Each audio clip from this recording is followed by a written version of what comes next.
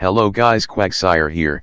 Today we will be listening to chapter 7 of The Lives Worth Saving.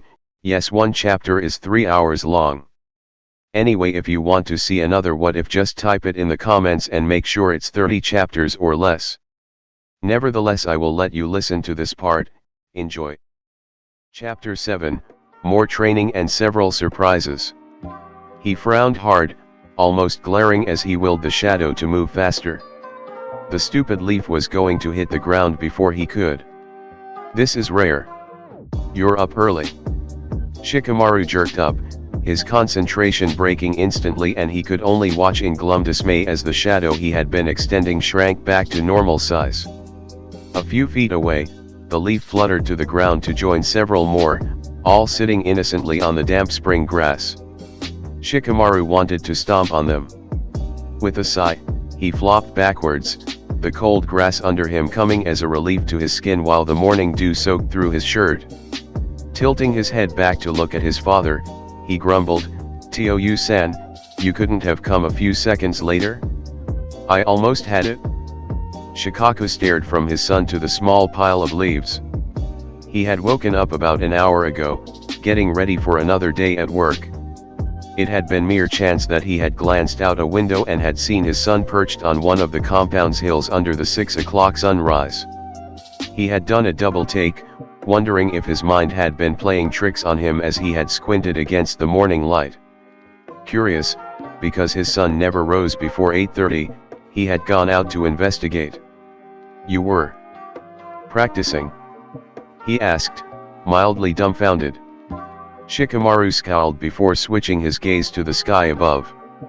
The sunrise splashed streaks of soft orange across the gradually brightening blue, and lit up the clouds themselves. "Yeah, but it's troublesome.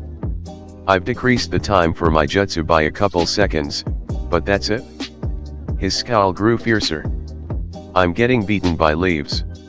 Shikaku stayed silent for a moment longer, wondering if he was still in bed and actually dreaming. "How long have you been out here?"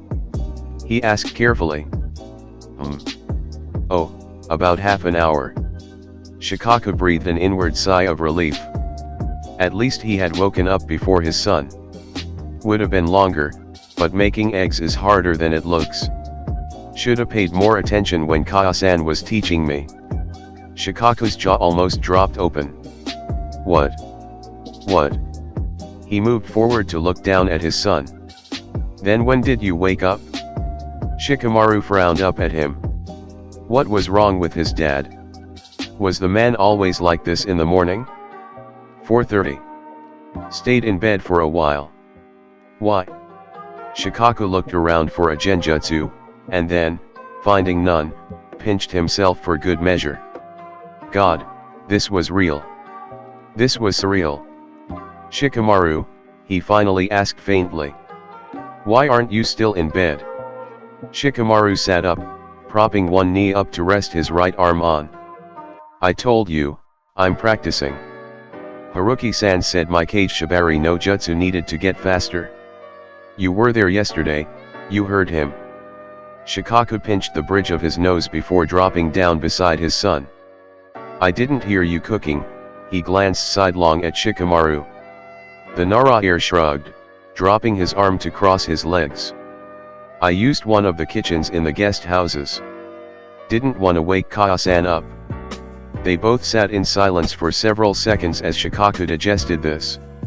His son, who usually didn't want to get up before noon, had gotten up before 5, cooked himself a breakfast, and was now training because Haruki said so? Shikaku prodded. Shikamaru frowned quizzically at him. "What? You mean breakfast?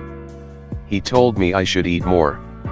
Your mother and I tell you to eat more," Shikaku pointed out indignantly. Shikamaru scowled again. "Yeah, but you two didn't put me through a workout hard enough to almost kill me. I was exhausted yesterday, and I didn't even really feel it until after the mission was over."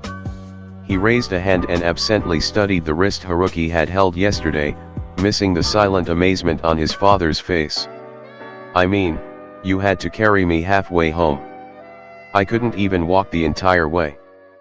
but he said that eating would help, so he trailed off, shrugging, and Shikaku made a mental note to hunt down the red-haired Jounin and thank him. Shikamaru usually preferred sleeping to eating, and his appetite had adjusted accordingly, dwindling down to something bordering on unhealthy. He and Yoshino had often worried when Shikamaru only ate small portions during meals, and that was only when the boy could be bothered to drag himself to the dinner table, usually after his wife had yelled at him. If he had known that putting his son through strenuous exercise would get him to change, he would have done it ages ago. "And what are you doing now?" Shikaku prompted, turning to look at the pile of leaves. Shikamaru scratched his cheek, smudging a bit of dirt there. "Leaves are lighter, so I'm trying to catch their shadows before they hit the ground. But it's hard, and I'm already tired." He scratched his head and then sighed before heaving himself back on his feet. "Well, whatever. I almost had it the last time." He shot his father a dark glower as he made his way over to the leaves again. "Would have too if you had walked slower or something." Shikaku shrugged apologetically before remarking, "I would have thought you'd sleep in today." Ino managed to squeeze an extra hour out of Asuma after all. Shikamaru frowned, scuffing at the grass around the leaves. "That was the plan, but I woke up at 4:30 and couldn't get back to sleep. Kept thinking about this stupid jutsu, so I figured I'd just get up and do something about it." Stooping down, he picked up a handful of leaves and tossed them into the air. Scrambling back to his position a few feet away, he activated his jutsu and concentrated on the dancing shadows, extending his own as fast as he could without losing control. There. 2 leaves froze in midair as his shadow snagged theirs. Quickly, he redirected his shadow to several others, grinning in spite of himself as he caught 3 more. The others fluttered to the ground, but he congratulated himself on paralyzing 5. He had only been able to catch 4 10 minutes ago. Letting his hands drop back into his lap, he watched the leaves fall back onto the ground before turning to his father. "See that? My time improved again. If I can just..." Shikamaru trailed off as he noticed the odd expression on his father's face. "Tio-san?" Shikaku blinked and then reached out to pluck a stray leaf out of his son's hair. "If you keep this up, I might have to invite Haruki to come live with us." Unfortunately, he was only half joking. The red-haired Jounin was turning out to be a very good influence on his son, plus he was a great shogi player. And he had a feeling that his wife would instantly like the redhead as well when she found out about Shikamaru's new eating habits. Shikamaru flopped backwards again, blowing away a strand of hair that had escaped his ponytail. "That would be troublesome. He'd probably have me out at the crack of dawn to train." That wasn't a no. Shikaku snapped his gaze down, speculating on whether or not his son had realized what he had inadvertently said. Judging by the half-lidded eyes, probably not. "Well," Shikaku rose to his feet, glancing up at the sky. He still had time to spare. "I'll help." He moved to the pile of leaves and picked up a handful, noting the way Shikamaru hurried to an upright position again without complaint. He didn't think anything could motivate his son until after his first mission gone wrong. That was what had happened with him after all. His first botched mission had sent him home in frustrated tears and gut-clenching fear when he had been too weak to protect both Inoichi and Chaoza. Both of his teammates had ended up in the hospital for 3 weeks, their sensei had ended up dead, and Shikaku had ended up with 2 knife wounds gouged into his face, a lifetime's reminder of his failure. After that, he had never skipped out on training again. But he hadn't counted on Kazuma Haruki appearing, and as Shikamaru sent out his shadow again, Shikaku thought that maybe, because of this unexpected development, he could step up his son's training earlier than he had planned. X. Huffing as she stepped through the side door of her family's flower shop, she wiped her brow and downed the rest of the water in her bottle. She almost choked when a familiar voice sounded behind her. "Ino, what are you doing? Where have you been?" Coughing, Ino spun around, frowning at her father. "Oto-san, don't scare me like that." Inoichi held up his hands in a placating gesture. Sorry. But where have you been? It's 7:30 in the morning." Ino stretched before reaching up to tug her hair tie, holding her hair in a bun. "Practicing. I can go up and down buildings with no problem now, and I'm getting faster at regulating my chakras so I won't have to stop whenever I turn a corner." Inoichi stared, barely registering the words as he stared at his daughter's hair. "Ino, is your hair? Oh, you noticed." Ino beamed brightly at him. "I cut it a little, earlier this morning. It actually looks pretty good like this, doesn't it?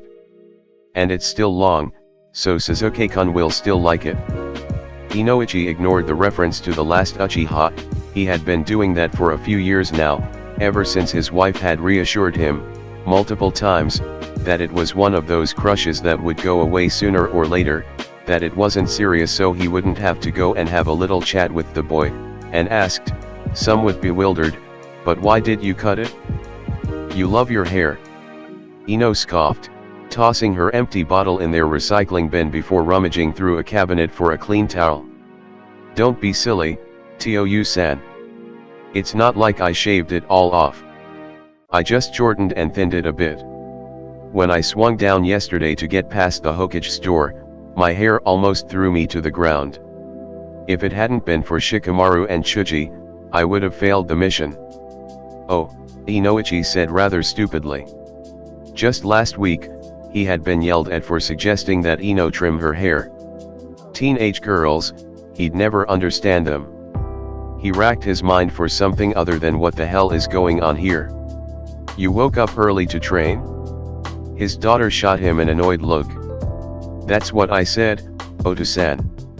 Mao, what's wrong with you this morning? Are you usually like this at this time?" She checked the clock on the wall. "It is kinda early. Do you need coffee?" "I need to see a doctor," Inoichi thought absently. Out loud, he voiced carefully, "Ino, you're not usually up this early. What brought this on?" Ino shrugged, wiping her face with the towel. "I couldn't sleep. I mean, I did sleep, but then I woke up early and couldn't get back to sleep again." A slightly embarrassed smile. "I thought that maybe if I left it too long, I might forget what I learned yesterday, so I headed out to practice." She turned and moved deeper into the shop, making for the stairs that would lead up to the interior of their house. Inoichi followed, still feeling somewhat lost. "Wait, you just asked Asuma yesterday for an extra hour to sleep in. Now, instead of doing that, you get up early and go out training? When did you get up anyway?" Around 6. I didn't leave till 6:30 though, since I had to eat breakfast first. And I told you, I couldn't sleep. I just kept thinking about that stupid door." Inoichi dragged a hand over his eyes. It was too early for this. He had woken up at 7. Since when did his daughter find the ability to wake up earlier than he did? "But why?" he asked, flabbergasted. "What about all that stuff you said about beauty, sleep and dieting and other stuff?" He twitched when Ino turned an arched eyebrow at him. Sometimes, he hated the fact that his daughter was so much like him. "Well," Ino's voice was generously patient as she entered the kitchen. "Haruki-san said I needed to work on my stamina and chakra regulation. And if I really train like I did yesterday, I'll just burn away anything I don't need. And my hair's not going to look the same afterwards anyway, so I figured that I might as well be practical.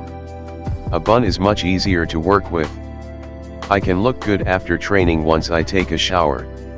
So all this is because Haruki gave you some advice?" Ino shrugged again as she broke out a bowl of cereal and took a seat at the dinner table. "Well, it would be kinda embarrassing if I haven't improved at all when he comes to train us again." Inoichi stayed silent as he sat down across from Ino. This was very strange. Usually, his headstrong daughter didn't care about training. Granted, She had gone through the mother of all D ranks yesterday, but Inoichi had been more afraid that Ino would be put off of training after going through the difficulty of Haruki's training exercise. Obviously, his worries were completely unfounded. "So you've improved then?" he asked lightly. Ino grinned at him, bouncing to her feet again. "Watch." A moment later, she had scurried up the side of the kitchen wall, pausing only for a few seconds before settling herself firmly on the ceiling. "Tada! I'm pretty fast now, aren't I? It took me at least 10 seconds to switch surfaces yesterday." Inoichi stared in shocked silence. It was true, Ino had taken quite a while every time she had wanted to step onto another surface during the D rank. "Haruki said he'll be coming again next week, right?" Ino walked back down to flat ground and took a seat again. "Yup. And I can show him our flowers then." She stopped talking, looking suddenly contemplative, and Inoichi frowned. "Something wrong?" Ino poked at her cereal. "Not really. Just..." She paused again before glancing up at him, eyes unusually somber. "Do you think we could ask him over for dinner next time we see him?" Inoichi blinked, feeling rather taken aback. He hadn't been expecting that. "I don't mind, I suppose, and your mother should be alright with it, but why?" His daughter flushed a little, quickly finishing off her cereal before moving away to put it in the sink. "I'm not sure," she said at last, turning back to him with a thoughtful frown marring her features, so like his own when his own thoughts fell on something important. "But you know how you always tell me to try to look into a person and not just at whatever front they put up?" Inoichi nodded. That was one of the top rules of a shinobi, and the top rule of an interrogator. "Well, I don't always do that," Ino looked a little sheepish. "But I tried to with Haruki-san yesterday. Because whenever he smiled at me, or at Shikamaru or Chuji," she shifted a little when Inoichi abruptly leaned forward, interest peaked. He had learned, years ago, that sometimes, children saw things down to their very core far easier than adults. His smiles always seemed a little sad. "I thought that maybe he had lost friends or children of his own or something, so I tried to look a little closer, you know, like I'd glance at him when he wasn't talking to anyone, when he was just listening to us." "And what did you see, Ino?" Inoichi asked quietly. He had done the same, and he wondered if Ino had arrived at the same conclusion. He had seen grief and sorrow, and thought, perhaps, that the red-haired Jounin had lost quite a few people close to him. But his daughter tilted her head, blue-green eyes sad in a way that made Inoichi want to punch something to make it go away. "Loneliness," Ino answered softly, rocking back on her heels. "He looked really lonely, Tou-chan." Inoichi stilled, a little stunned as he thought back to Haruki's brilliant cerulean eyes.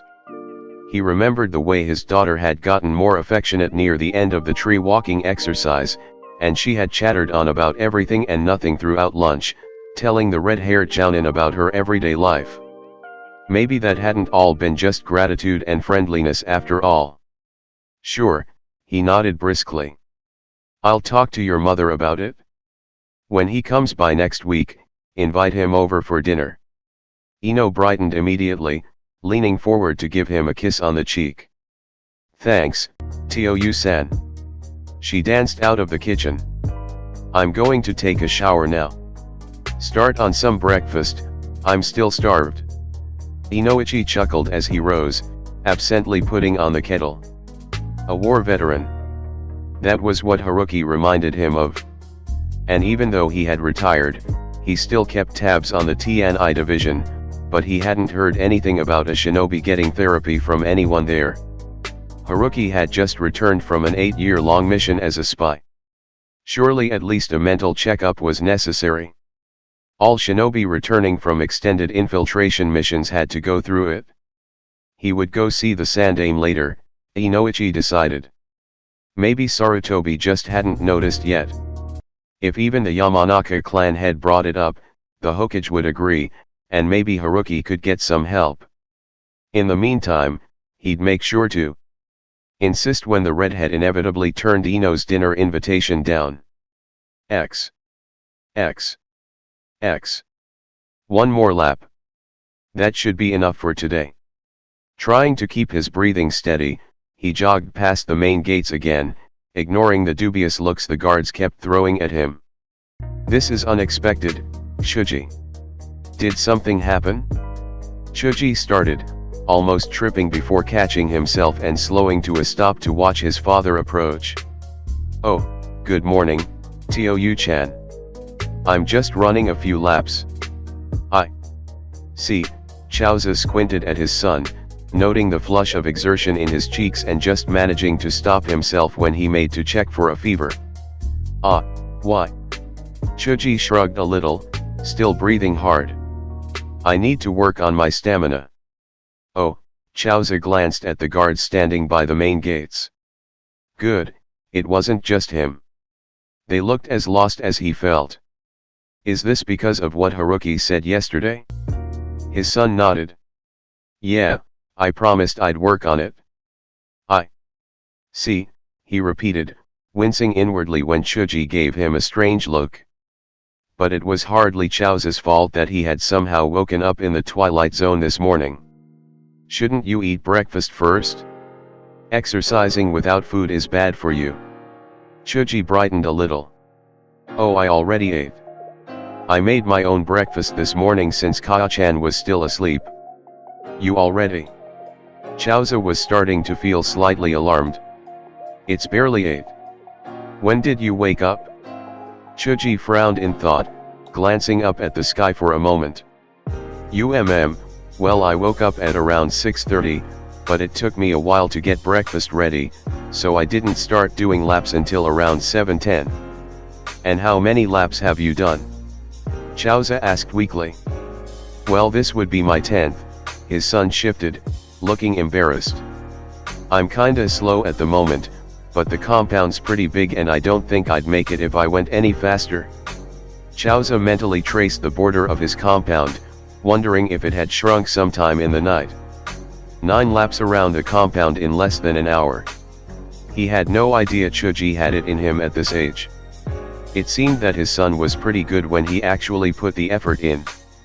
All this because Haruki gave you some advice? Chaozu asked incredulously. Shuji nodded, oblivious. I promised I'd work on my stamina. He's coming back to train us next week, remember? I have to be better by then. Chaozu had a hard time keeping his jaw off the ground. But why? Asuma's been training you for the last 2 weeks and you weren't out here training so early then. Shuji scratched his head before swinging his arms a little. Yesterday's mission was really hard, Tou-chan, he admitted unexpectedly. I was exhausted after it was over. That's never happened when Asuma-sensei trained us. I'm not saying he's bad, Shuji tacked on hastily. I wouldn't trade Asuma-sensei for anyone, but he's never pushed us like Haruki-san did. Chaozu stared down at his son, recalling the lack of motivation in all 3 of the newest generation of Ino Shikajo. He had expected it. It had been the same with himself and Shikaku and Inoichi. Occasionally, he still felt a twinge of guilt whenever he caught sight of the scars on Shikaku's face, reminding him of a time when he had been too weak to protect his team and had had to fully depend on his teammate to get him home alive. When he had woken up in the hospital afterwards, he had been horrified when he had seen the price Shikaku had had to pay, and even more so at seeing the deep bags under the Nara's eyes and the guilt aging his friend's teenage face. After that, he had thrown himself into his training, determined to never place such a huge burden on someone else again. He had sworn to pull his own weight from then on, and he had never broken his word since. You could have given up any time yesterday. Chaozu's expression turned thoughtful as he considered his son. Why didn't you? Like you said, the mission sounded pretty hard. It's not a requirement to do the mission Haruki's way.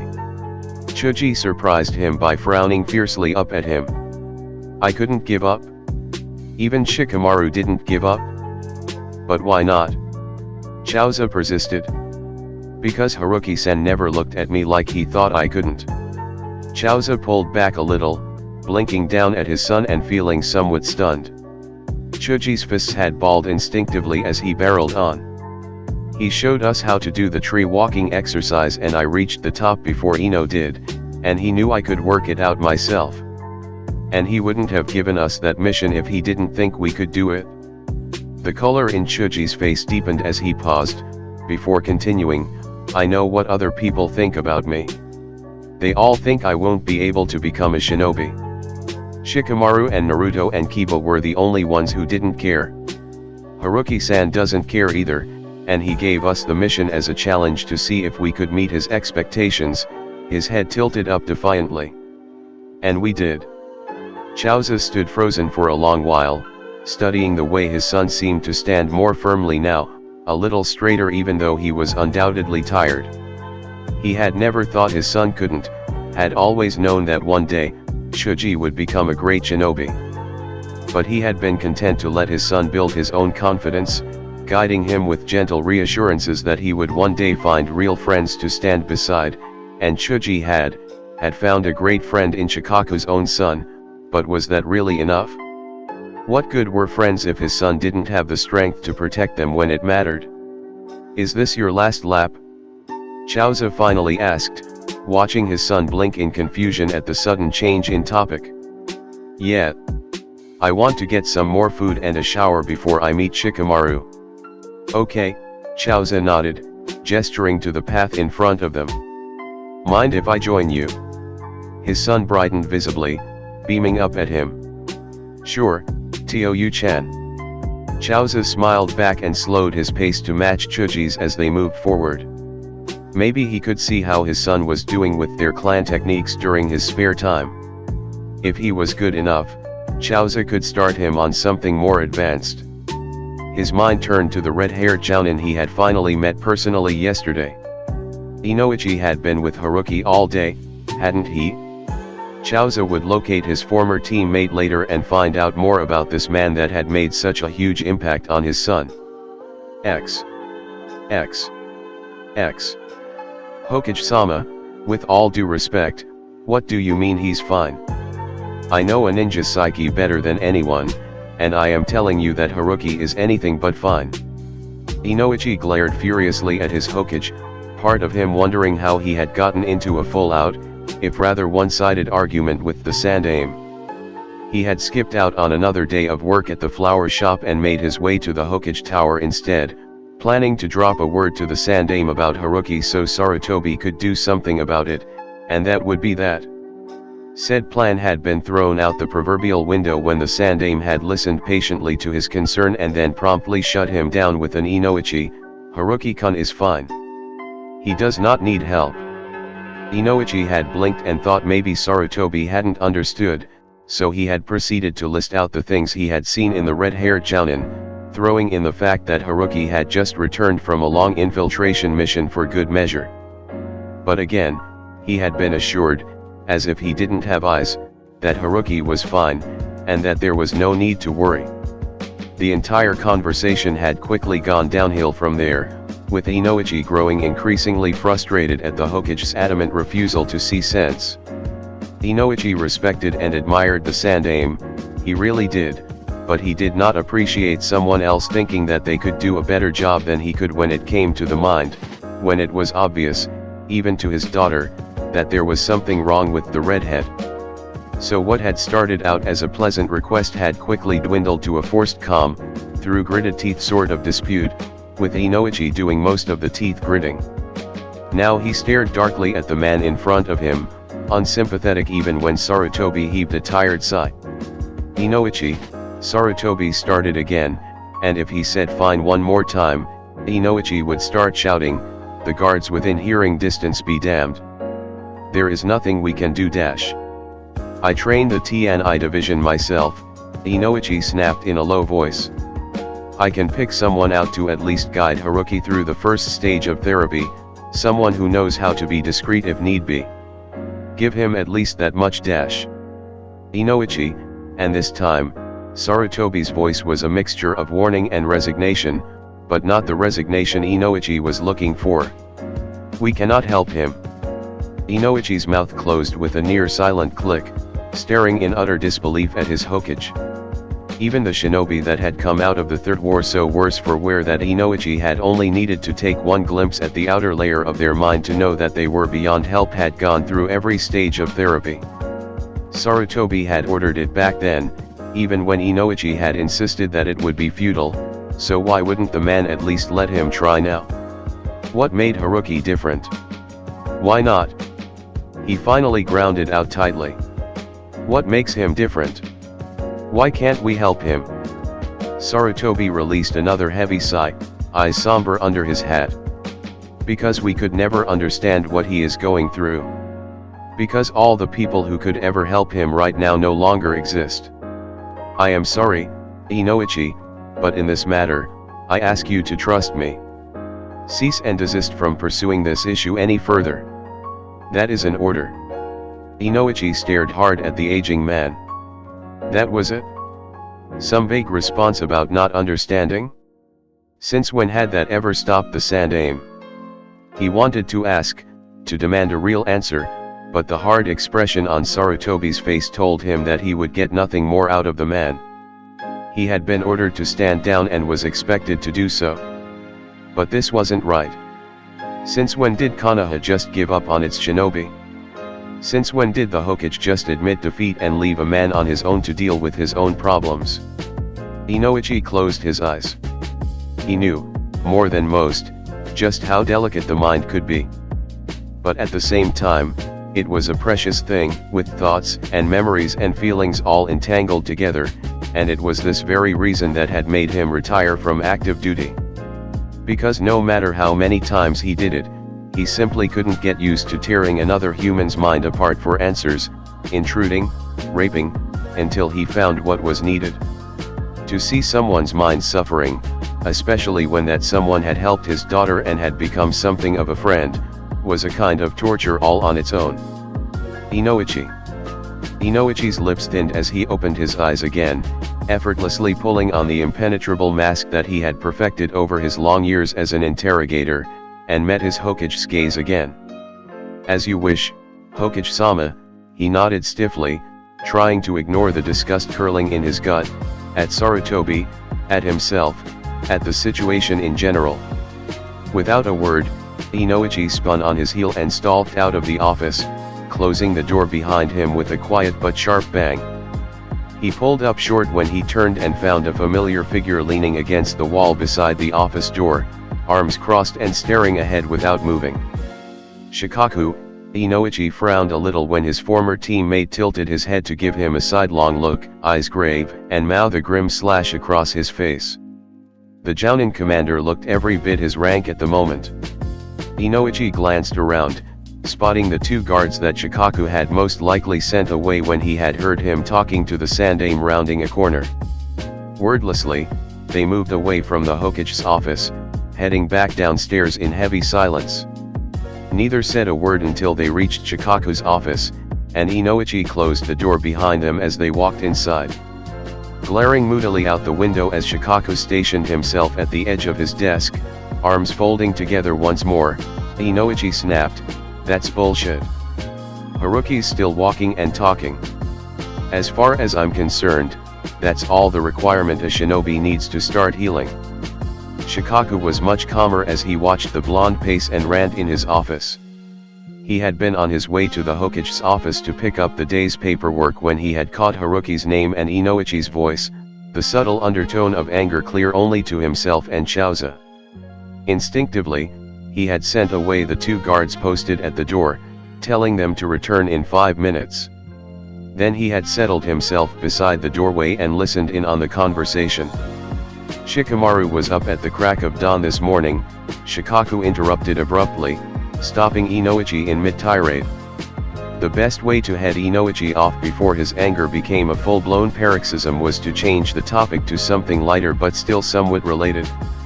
He was training. Inoichi blinked at him before sighing, "You too, huh?" Ino was up early as well.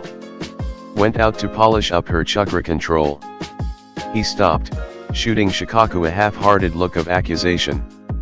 "Stop trying to distract me. The sandame's wrong. You're not really supposed to say that, Shikaku remarked. Unless he's wrong, Inoichi pointed out. And in this case, he is. Shikaku sighed. You are so troublesome. Ever thought that maybe the sandame might have a good reason to think that Haruki can't be helped? So you agree with him? Inoichi scowled angrily. You think we should just leave Haruki dash? Hey, I didn't say that. Shikaku's voice came out uncharacteristically sharp and it silenced Inoichi immediately. Haruki got my son to start eating properly again. Yoshino and I have been trying to do that for years, and he succeeded in a day. If anything, I owe him. But I think you and I both know that there's something bigger going on here, and whatever it is, Haruki's right in the middle of it. Before we do anything else, we should find out more about this whole situation first. They stared at each other for a moment, only stirring when a knock at the door sounded. Come in, Shikaku called out, wondering if he should at least look like he was working. He would have to make another trip up to the Hokage's office for his paperwork later. Inoichi, Shikaku, good morning, Chauza walked in, raising an eyebrow when he sensed the tension in the air. Or not so good. Oh, close the door, Inoichi grumbled, taking a seat at the couch on one side of the office. It's been one hell of a morning. I have to agree, Chauza shut the door behind him, eyes focusing on Inoichi. Chuji was up at 6:30 this morning, and he ran 10 laps around our entire compound in about an hour. Stamina training apparently. I thought I was still asleep. Join the club, Shikaku snorted. Shikamaru was the same, and he got up even earlier than that. And Inoichi's girl was practicing chakra control. So what's wrong with you two then? Chauza eyed them quizzically. I was surprised, but not in a bad way. Shikaku and Inoichi exchanged a look before the Nara head recounted the conversation with the Hokage. By the time he finished, Chauza was frowning, glancing at Inoichi from time to time. I don't know much about Haruki, definitely not as much as you two, Chauza finally spoke. But even if it was just some random shinobi, shouldn't the sandame at least book them a checkup appointment at the hospital? That's usually a requirement for all of us. Exactly, Inoichi leapt to his feet again, ignoring Shikaku's warning look. But I already checked, before I went to see Sandame-sama, just to make sure Haruki didn't already have an upcoming appointment. He doesn't. And I know the Hokage told us that he's destroyed all of Haruki's records, but how exactly does that account for the fact that no one knows him? I asked some of the older medics at the hospital to see if Haruki had dropped by and didn't bother signing in, but none of them even knew who I was talking about. They've never heard of him before. That's a good point, actually, Chauza gestured behind him at the door. I've heard the other Jounin and Chuyunin talking about Haruki. Some of them have seen him walking around and want to know who he is. They've been waiting for him to come to the station for days now, but he hasn't stopped by even once. He frowned again. Not very social, that one, except with our kids. Shikaku stayed silent as he watched his two friends debate back and forth. His mind called up the seal that had been briefly activated when Haruki had entered the Nara compound but said nothing of this. He had, indirectly, given his word that he wouldn't say anything about it, and he wasn't about to break it. Sighing quietly, he recalled his son's words the day before, after he had come back from Ichiraku's. Haruki had apologized, and hadn't seemed to have any problems interacting with Shikamaru yesterday. Oi, Shikaku, Inoichi's voice pulled him from his thoughts. What do we do about all this? Shikaku shrugged, straightening as he let his arms drop back to his sides. We keep doing what we're already doing. Talk to him when we see him, ask our kids about him.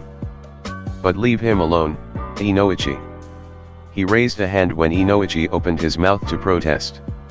I meant about therapy. Feel free to spend time with him, but I don't think Haruki would want anyone even bringing up the suggestion of someone poking around in his head. He paused, smiling grimly as his two former teammates exchanged glances. I think we can all agree that he's hiding something, and it looks like the Hokage is in on it.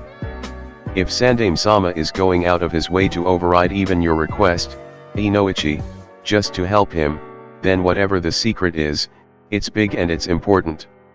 We don't want to mess with something like that until we know what it's about. Makes sense, Chaoza approved first. We keep this to ourselves. And from the rest of the council. He added. There are certain members who don't need to know. Shikaku inclined his head. They all knew the very real threat hiding in the darkness of Konoha. Fine, Shikaku, Inoichi relented grudgingly. But are we really going to just cool our heels and wait for, what? For the Hokage to bring us into the loop, if he ever does that? Shikaku smirked. Of course not. Give me a little time. One more shogi game with our mystery jounin should provide me with enough information to figure all this out. Inoichi snorted and rolled his eyes while Chaoza chuckled. Shikaku glanced out the window as both accepted the plan. He would figure it out. An idea was already starting to form in his mind, especially after considering the demonic chakra's sensory seal in his house. Exactly what he was going to do about it afterwards was the real question. X.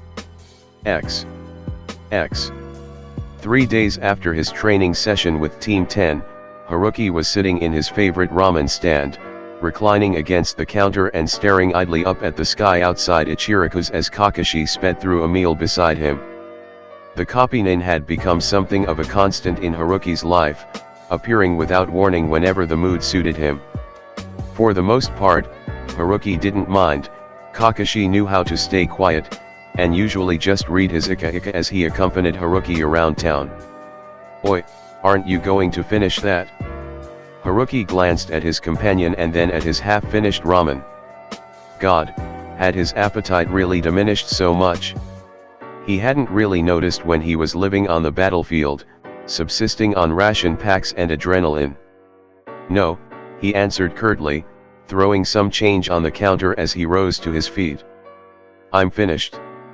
He didn't expect the firm hand on his shoulder pushing him back onto his seat. Finish it, Kakashi's visible eye narrowed at him.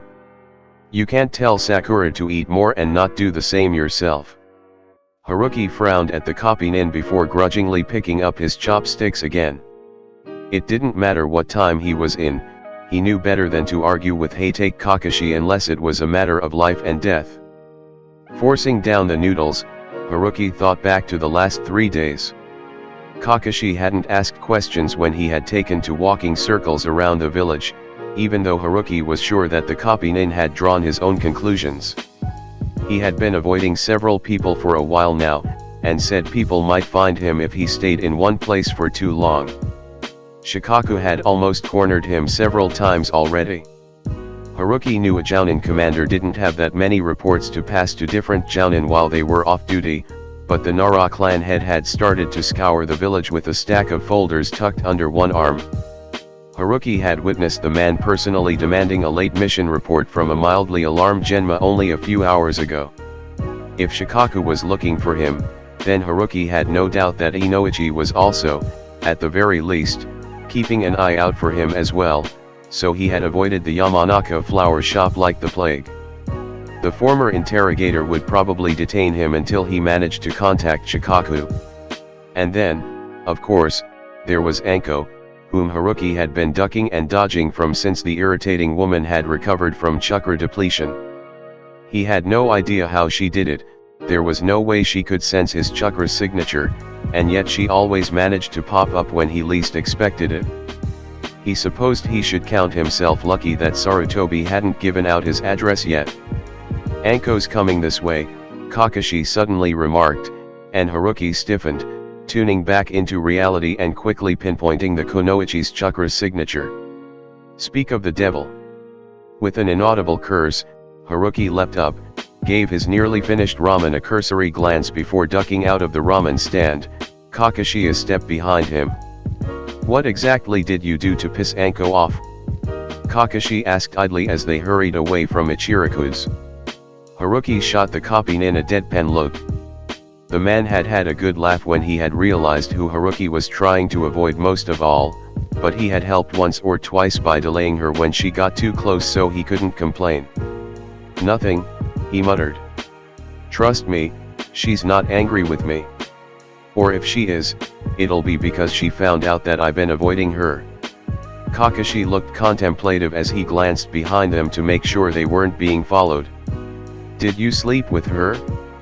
Haruki almost tripped over his feet as spluttered a little at the copy nin's question.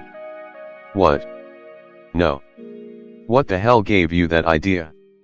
Kakashi shrugged, eye smiling at him in a way that made Haruki want to punch him. "Ma, she's been stalking you for the past 3 days. Only 3 things can keep Anko that interested in someone: you pissed her off so much that she can't get over it without doing some serious injury to your person, good sex, and she wants another round, or new sweets, in which case she'd go to Kurane." Haruki looked horrified. "I swear you just called her a whore. She's not that bad.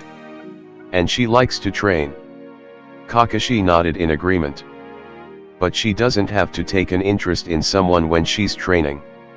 And liking good sex doesn't necessarily make someone a whore. Just shows good taste." Haruki felt his face warm. Damn Kakashi.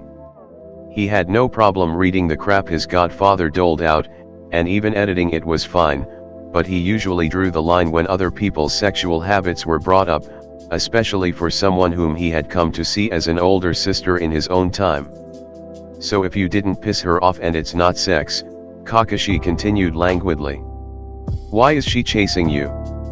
Haruki scowled. "Because I did her a small favor and she's decided that talking about it is the best course of action right now." Kakashi eyed the redhead thoughtfully. "Must be quite a favor. Why don't you just let her buy you some dango or something and get it over with?" Haruki huffed irritably. "Because she'll ask questions, and I'll most likely not want to answer them." Kakashi nodded without comment as they sped down another street. This was one of the reasons why Haruki didn't mind having the copy nin as a tag-along. The man simply took everything in stride without batting an eye. Of course, that didn't mean he wasn't nosy about other issues. "Mind if I ask you a question then?" Haruki glanced warily at Jounin, now eye smiling disarmingly at him. "What?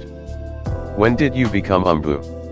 It took everything Haruki had not to let his sudden apprehension surface on his face as he racked his memories of the last few days. What did Kakashi mean? He hadn't said anything about being Umbu. "Ma," Kakashi's right hand reached out to brush briefly over his left shoulder. "If you don't want people to find out, you should keep that hidden at all times." Haruki stopped walking, and Kakashi slowed to a halt a few feet in front of him, body half turning to face him. "When dash." The copy nin's dark eye, no longer half-lidded and lazy, studied him even as he answered, "Day before yesterday, when you joined us for training again. You weren't wearing your coat and you got your shirt wet after you went to get Naruto and Sasuke out of the river. You took it off to dry it, and you only had a sleeveless underneath." He shrugged carelessly.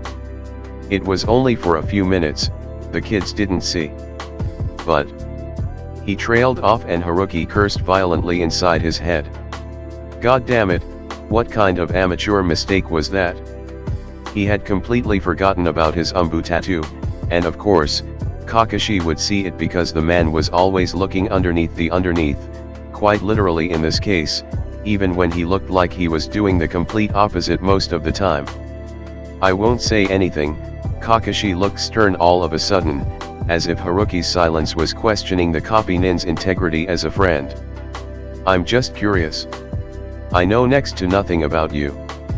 Haruki started walking again, slower this time as Kakashi fell into step beside him once more. He knew the copy nin wouldn't leave all the holes in his life alone for long. It was in the man's character to puzzle out anything that piqued his interest.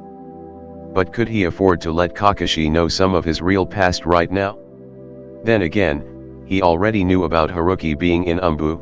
The copy nin would have figured out that the edited version of his life so far was absolute crap. Absently, Haruki reached up to rub his shoulder. Umbu tattoos were normally placed on the right shoulder, and almost all shinobi had it drawn near the elbow so that arm guards or bandages up the arms or even just elbow warmers could cover it more easily if they ever needed to go undercover and henge wasn't an option.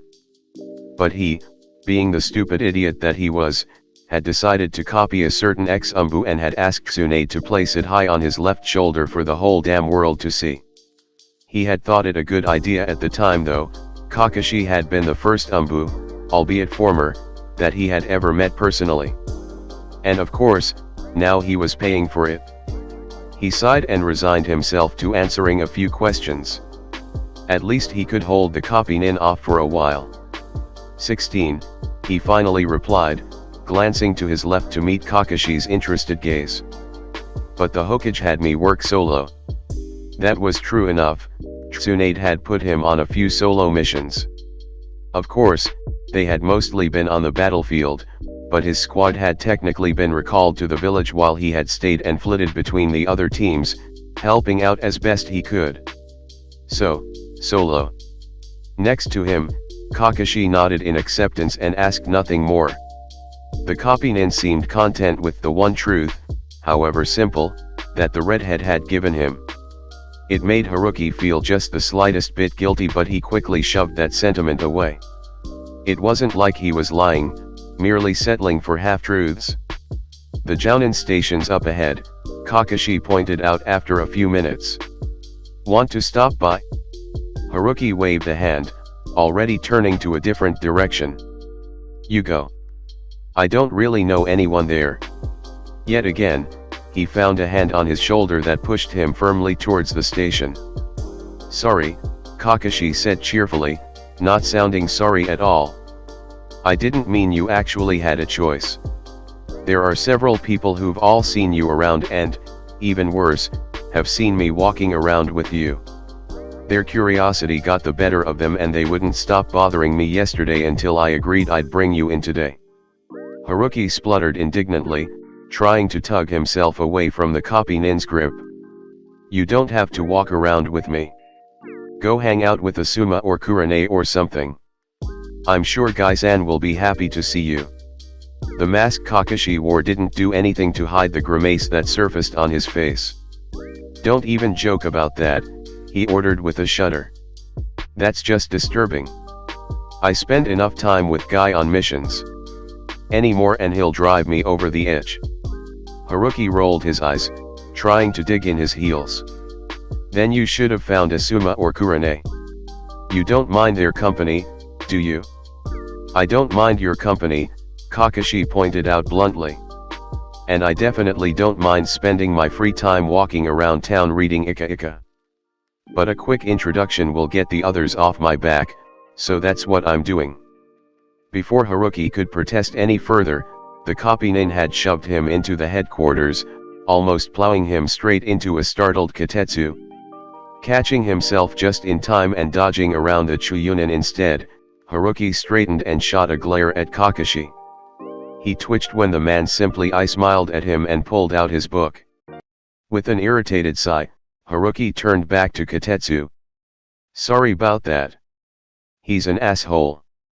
Katetsu released a startled laugh, glancing at the Jounin behind the redhead. No worries, he blinked curiously at the man in front of him before recalling the latest gossip around the station.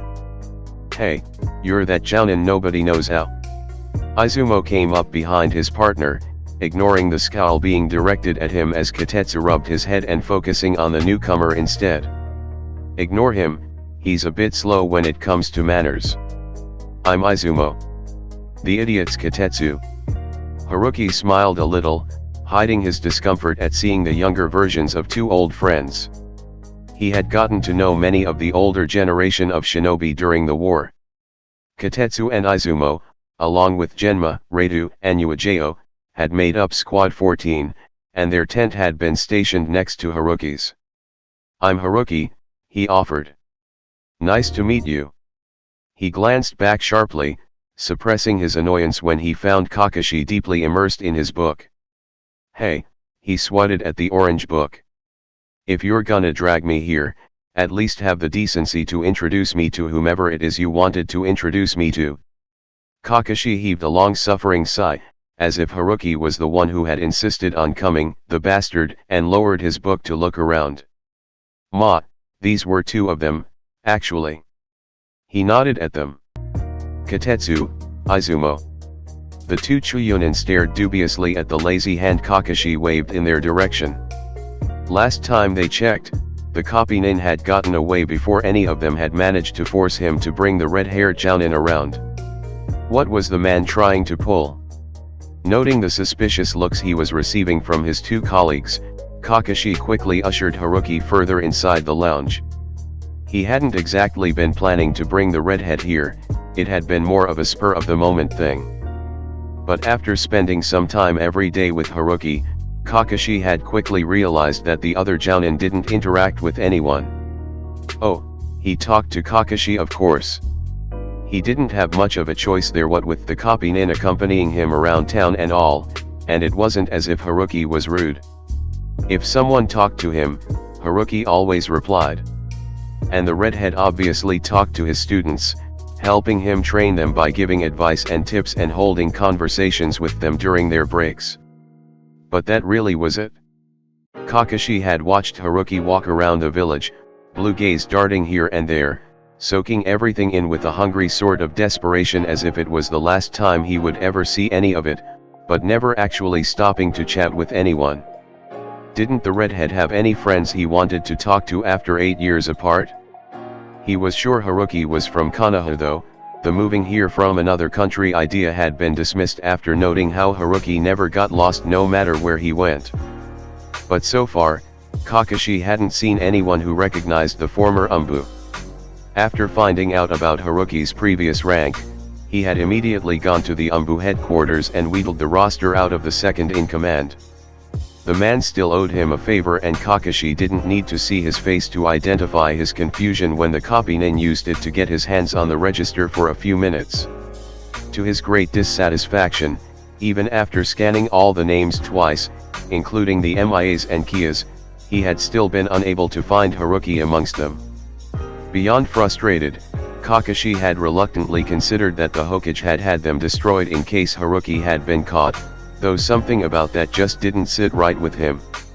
So he had gone back to spending his afternoons with the red-haired jounin, surprised at how content he was with simply walking around with one of his books and occasionally running away from the people Haruki was avoiding like the plague, which was another mystery Kakashi had to solve. Haruki really was something else to give Narashikaku enough cause to comb the village for 3 days straight in an attempt to find him.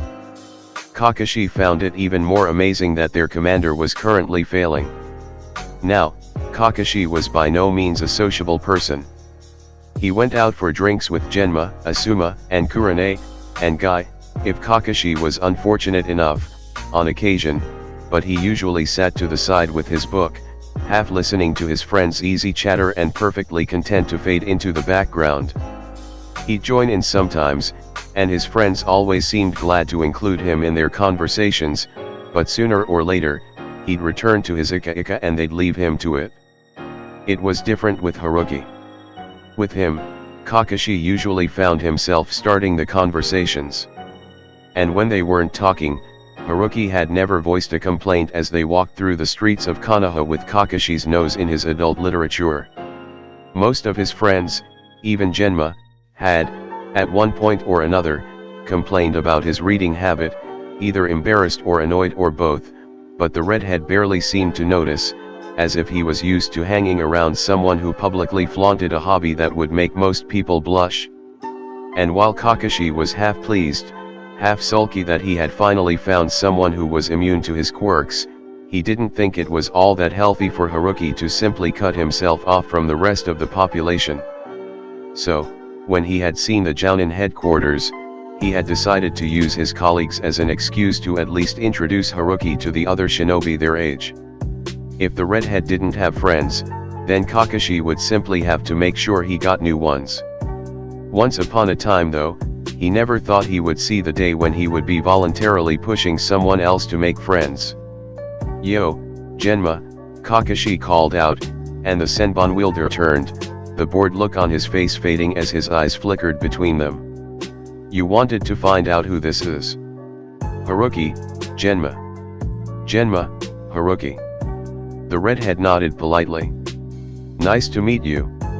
Genma eyed the jounin curiously for a moment, chewing on his senbon. You sure you're just a jounin? He finally asked, face blank. Word has it that our commander's been running all over town looking for you. Didn't believe it myself till he showed up at my front door demanding my report and asking if I had seen you. Haruki blinked, feeling a little taken aback at the question. Genma was usually more laid back than this. Was he annoyed that? Haruki stiffened and then relaxed when he caught a hint of a smile tilting up one corner of the man's mouth. Loosen up, Genma waved a hand at the far end of the lounge where two other shinobi were seated. Come join us. Everyone's asking about you. We've never seen Shikaku-sama so active when there's nothing going on. A minute later, Haruki was settled between Genma and Kakashi, Katetsu, and Izumo on the right across from him and Uejiro and Gekao Hate on the left. He sat stiffly in place, not quite comfortable being surrounded on all sides. There was no immediate way out if he had to run.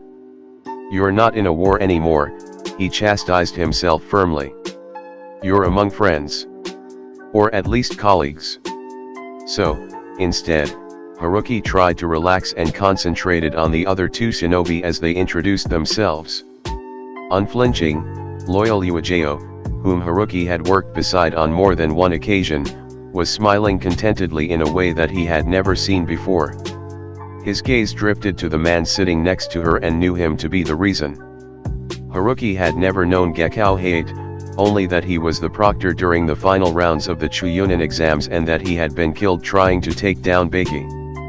He had also found out, later on, that the man had been skilled at Kenjutsu but a chronic illness had held him back from his full potential. He frowned a little as Hate coughed, rasping, and harsh.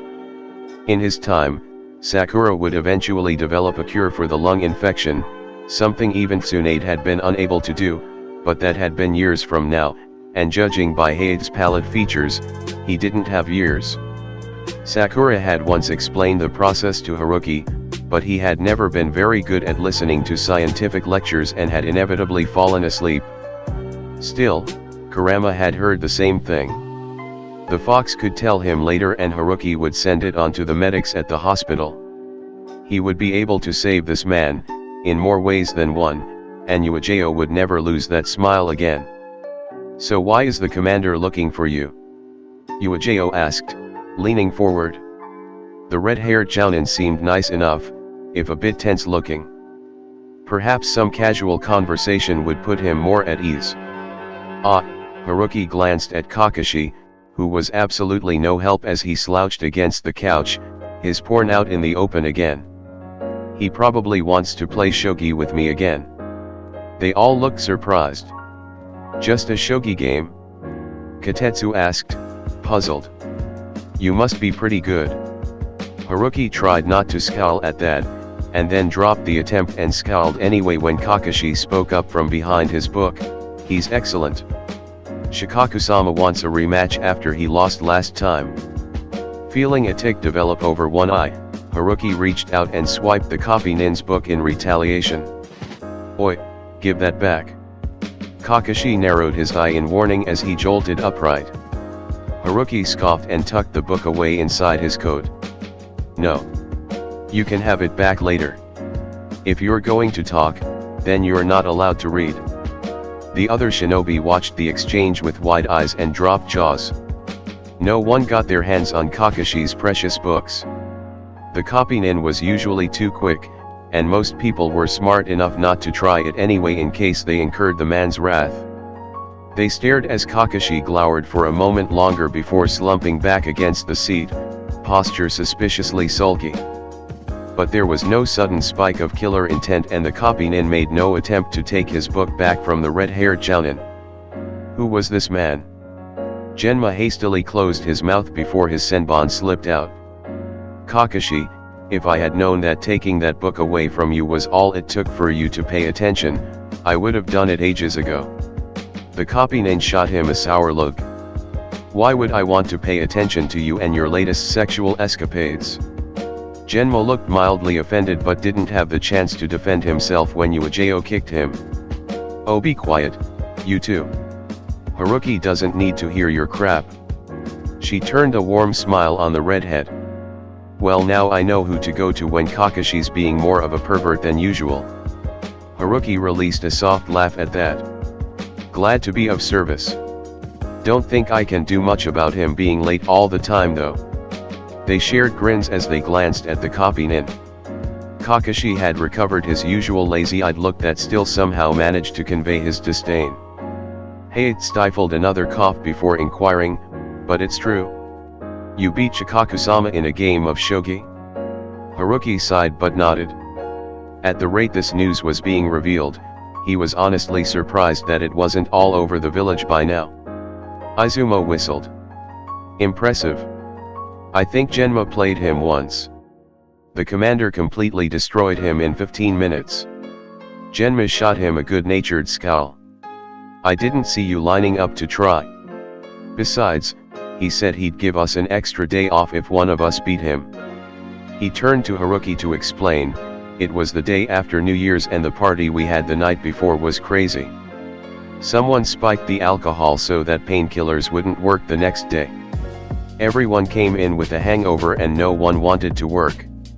You should have seen this place. Most people just stumbled in and went right back to sleep on the couches.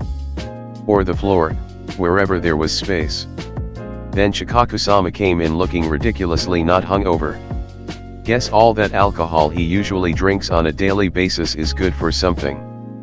Yuajao laughed as the others grinned in reminiscence. That was a hellish day. Even us who just stood by the walls feeling sick. Anyway, he took one look at us and broke out a shogi board. That sadist enjoyed every minute of it. I mean, there we were, elite shinobi queuing up one after another across from Shikaku-sama trying to stave off the jackhammers in our heads while attempting to beat the greatest shogi player in existence at his own game. I don't know what we were thinking. Guess that day off didn't happen, Haruki remarked with a grin. Katetsu grumbled. Hell no. Izumo and I were back on gate duty within the hour. It was torture. Izumo rolled his eyes, annoyance flashing across his face. What are you talking about? You fell asleep the moment we sat down. I was the only one working. Katetsu waved a dismissive hand in the air. We're partners, Zumo. We share the pain. Izumo snorted but didn't have time to shoot back a retort as the door to the headquarters slammed open. Where? Yes. He. There is no way I can miss someone for 3 days straight, Kurane. I'm no Kakashi, but I'm not that bad at tracking. I swear he's dash. Anko abruptly stopped talking as she found 7 pairs of eyes focused on her. And one of those belonged to the very person she had been searching for the last 3 days. You. She barked, striding forward and only dimly aware of Kurane following close behind. The one time I'm not looking for you and I find you right away. Where have you been? Haruki heaved an inward sigh as he offered a weak smile in the Kunoichi's direction, suddenly finding himself the center of attention again. Hello, Anko. I've been around. How are you? How am dash? Anko stalked forward, ignoring Katetsu and Izumo even as they shrank away from her and stationing herself directly in front of the redhead. How do you think I am? Aren't you supposed to check up on your patients afterwards? And after removing my dash? Anko, Haruki tried to interrupt, stiffening in alarm. Curse seal, at least have the decency to stick around so I can repay you. Dead silence met her words and Haruki closed his eyes and willed the whole situation away. Needless to say, it didn't work. You call removing Orochimaru's curse seal a small favor? Kakashi couldn't quite hide the mix of incredulity and amazement that seeped into his voice as he watched the redhead's shoulders slump in defeat. Why did finding things out about Haruki always have to be a battle? Most people would be boasting from the rooftops if they managed something of this magnitude. Anko, I told you to be careful about who you say that around, Kurane cut in sharply, stepping up beside the irate Kunoichi who hadn't seemed to notice the tense atmosphere. Why do I have to do that? Anko snapped back irritably. Let Orochimaru find out. I'll gut him when he comes to investigate. That's not the point, Kurane chided, glancing with some concern at the fatigue aging the redhead's face all of a sudden. You should talk about it with Haruki first. For his part, Haruki was suddenly fighting an onslaught of pain and nausea. It felt like a headache, but even Anko wouldn't have caused something like this. Kurama, what the hell's going on? It started. I was afraid of this. What started? What's going on? You're fighting a paradox, kid, against the laws of the universe itself. There are bound to be repercussions. Repercussions? I was fine a second ago. There's no way any consequences could just hit me like this. Kurama growled crossly, pacing in Haruki's mindscape. What do you think I've been doing all this time? My power has been holding back the backlash, but it's not enough anymore. Think of it as a sickness. You humans are full of those, aren't you? Well, if it's a sickness, then what are the symptoms? God, I feel like I'm going to throw up. Headaches, for one, like right now. You'll probably start coughing up blood later as the paradox attacks your physical state as well. The hell? And how exactly am I going to fight Madara if I belong in a damn hospital? I'm not finished, brat. These episodes won't happen often. Only once in a while. Outwardly, even if a medic does a scan of your vitals, nothing will look wrong. Your power level will be the same as usual too. I said to think of this as a sickness, but you're not really sick. These symptoms are just warnings. Warnings. Of me dying? You're still thinking of this as an illness. It's not. We are not going to die. We will disappear. There's a difference.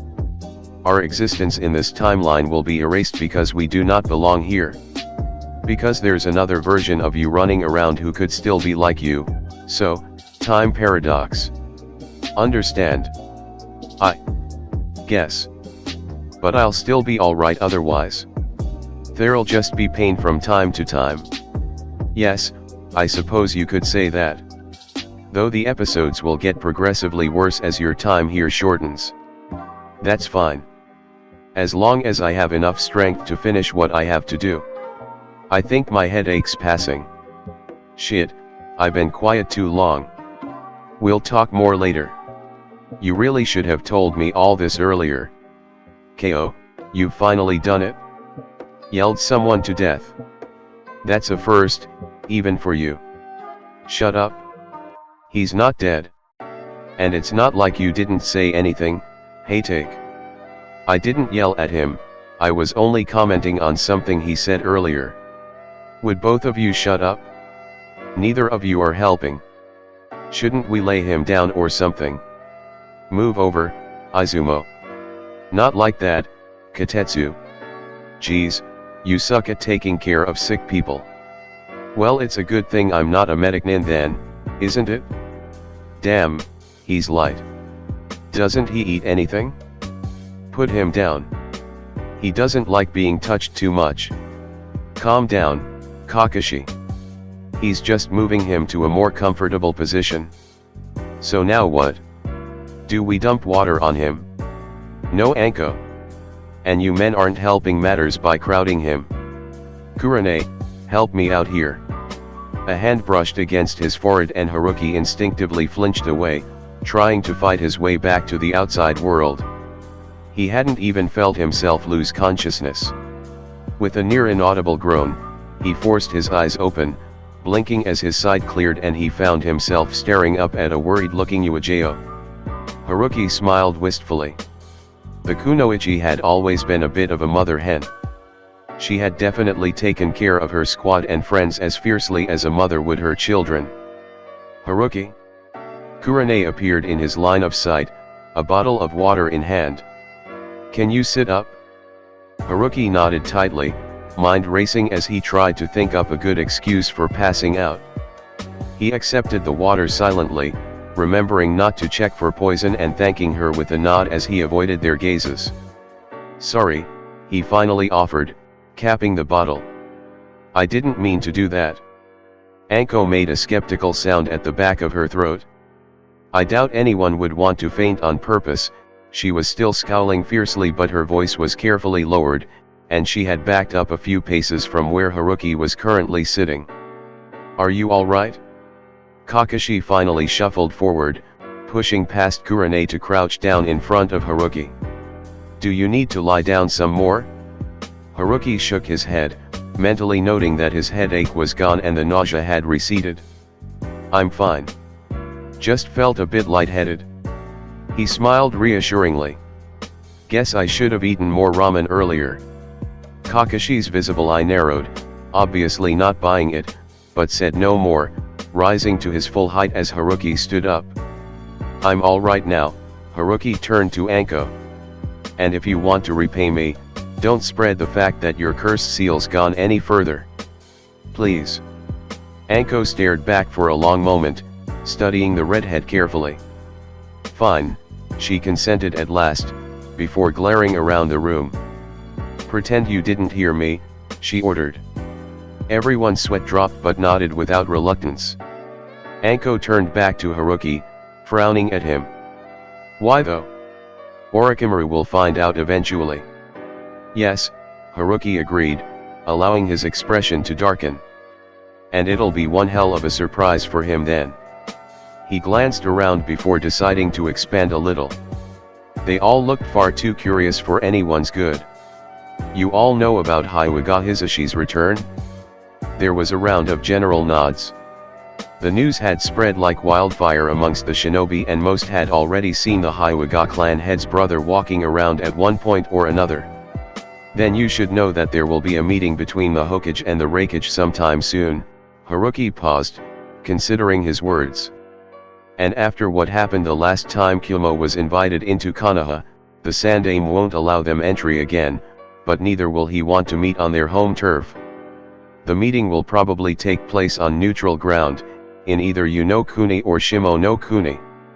During that time, the Hokage will be out of the village, along with quite a few of Konoha's top shinobi. If Orochimaru were to find out something like this, he would take that opportunity to strike, since he knows his cursed seals won't work long-term anymore." Haruki stopped, glancing between his colleagues as they all stared back at him with something bordering on thoughtful surprise. "I can see why you beat Shikaku-sama," Genma finally acknowledged, twirling his senbon in one hand. "I haven't even thought about the meeting yet, but you're right. If this gets out, that snake will become a problem. We'll keep it to ourselves," Hayate agreed before peering at Haruki with open concern. "But are you sure you're all right? Katetsu said you were really light." He was cut off with a few rough coughs. "And people don't just pass out if they skip a meal." "Hey, I'm fine. There's really no need to worry. And I've always been light, ever since I was a kid." Haruki smiled in a hopefully convincing manner. Why were they so worried anyway? They had just met him not an hour ago. "If you're sure," Katetsu was scrutinizing him closely as if staring hard enough might give him the real reason why the redhead was so light. Haruki wasn't about to indulge him, and he quickly turned back Anko. "You feel all right though?" His gaze flickered to her neck. "No sluggishness, no sudden bouts of dizziness?" Anko shook her head. "I feel perfectly fine. Lighter, actually." She brought a hand to her face, clenching and unclenching it thoughtfully. "My chakra feels like my own for the first time since that bastard bit me." Haruki nodded. "Good, you should be fine then." In the silence that followed, Anko suddenly looked awkward, glancing almost nervously at Kurane. When the woman gave her a pointed look, the violet-haired Kunoichi flushed a little but turned back and stared squarely into Haruki's eyes. "Thanks," Anko said gruffly. "I didn't think anyone could get it off me. I appreciate it. If ya ever need anything, just ask." It was with some effort that Haruki held back a fond smile. In his time, Anko had become something of an older sister to him. They had been similar in many ways, stubborn and short-tempered and hyperactive in public, somewhat quieter alone. "You're welcome," Haruki smiled warmly at her, not noticing the startled looks around him or the fact that this action made him look much younger, putting a brighter light in his eyes as his features lit up. "Thanks for trusting me." The red that rose in Anko's cheeks was quickly covered up with a fierce scowl. "Whatever, pretty boy. I always pay my debts." Before Haruki could say anything else, Anko quickly motioned towards Kurane. "I hear you've met. Kurane wants to ask you something." Haruki blinked, surprised, but obligingly turned to face the black-haired Kunoichi. Kurane shifted, looking suddenly embarrassed. "Well, actually, I have a request of sorts. I talked to Asuma a few days ago and he told me about your training session with his team dash." "Wait," Katetsu interrupted, taking a step forward. "You're the one who made those genin walk sideways all the way to the Hokage's office?" He grinned at Haruki's nod. "Man, I wish I had been there. Must have been fun to watch. And those genin must be something else." Haruki nodded. "They're the next generation of Inoshikajo. They'll surpass their fathers one day. Confident, aren't you?" Izumo eyed him curiously. "One of them's our commander and the other two are nothing to laugh about. Their kids will have to work hard." Haruki just grinned back, relaxed and sure. "They're going to be great. I guarantee it." Izumo exchanged a glance with Katetsu, mouth quirking up involuntarily. Well, when put like that, it was hard to doubt the redhead's words. Then again, there was something about Haruki that made what he said believable, even if there was no proof. Haruki glanced back at Kurane, already guessing what her request was. "Would you like me to join your team for a day?" Kurane nodded with a smile. "If you're not too busy. How about tomorrow?" Haruki hummed thoughtfully. He didn't have much to do tomorrow and he had already trained with Team 7 for the last 3 days. He glanced over at Kakashi who shrugged and I smiled his agreement. "Sure, I'm free. When should I meet you?" The Genjutsu mistress brightened. "We usually start practice at 7 so just come to training ground 16 around that time." Haruki nodded. "I'll be there." A chirp from a nearby window distracted them and they turned to see one of the village's messenger birds perched on the sill. The bird spread its wings when it saw that it had been noticed and flew across the room to land on Haruki's shoulder.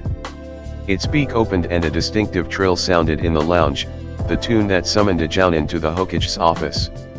"Ah," Haruki straightened, nodding slightly at the bird on his shoulder.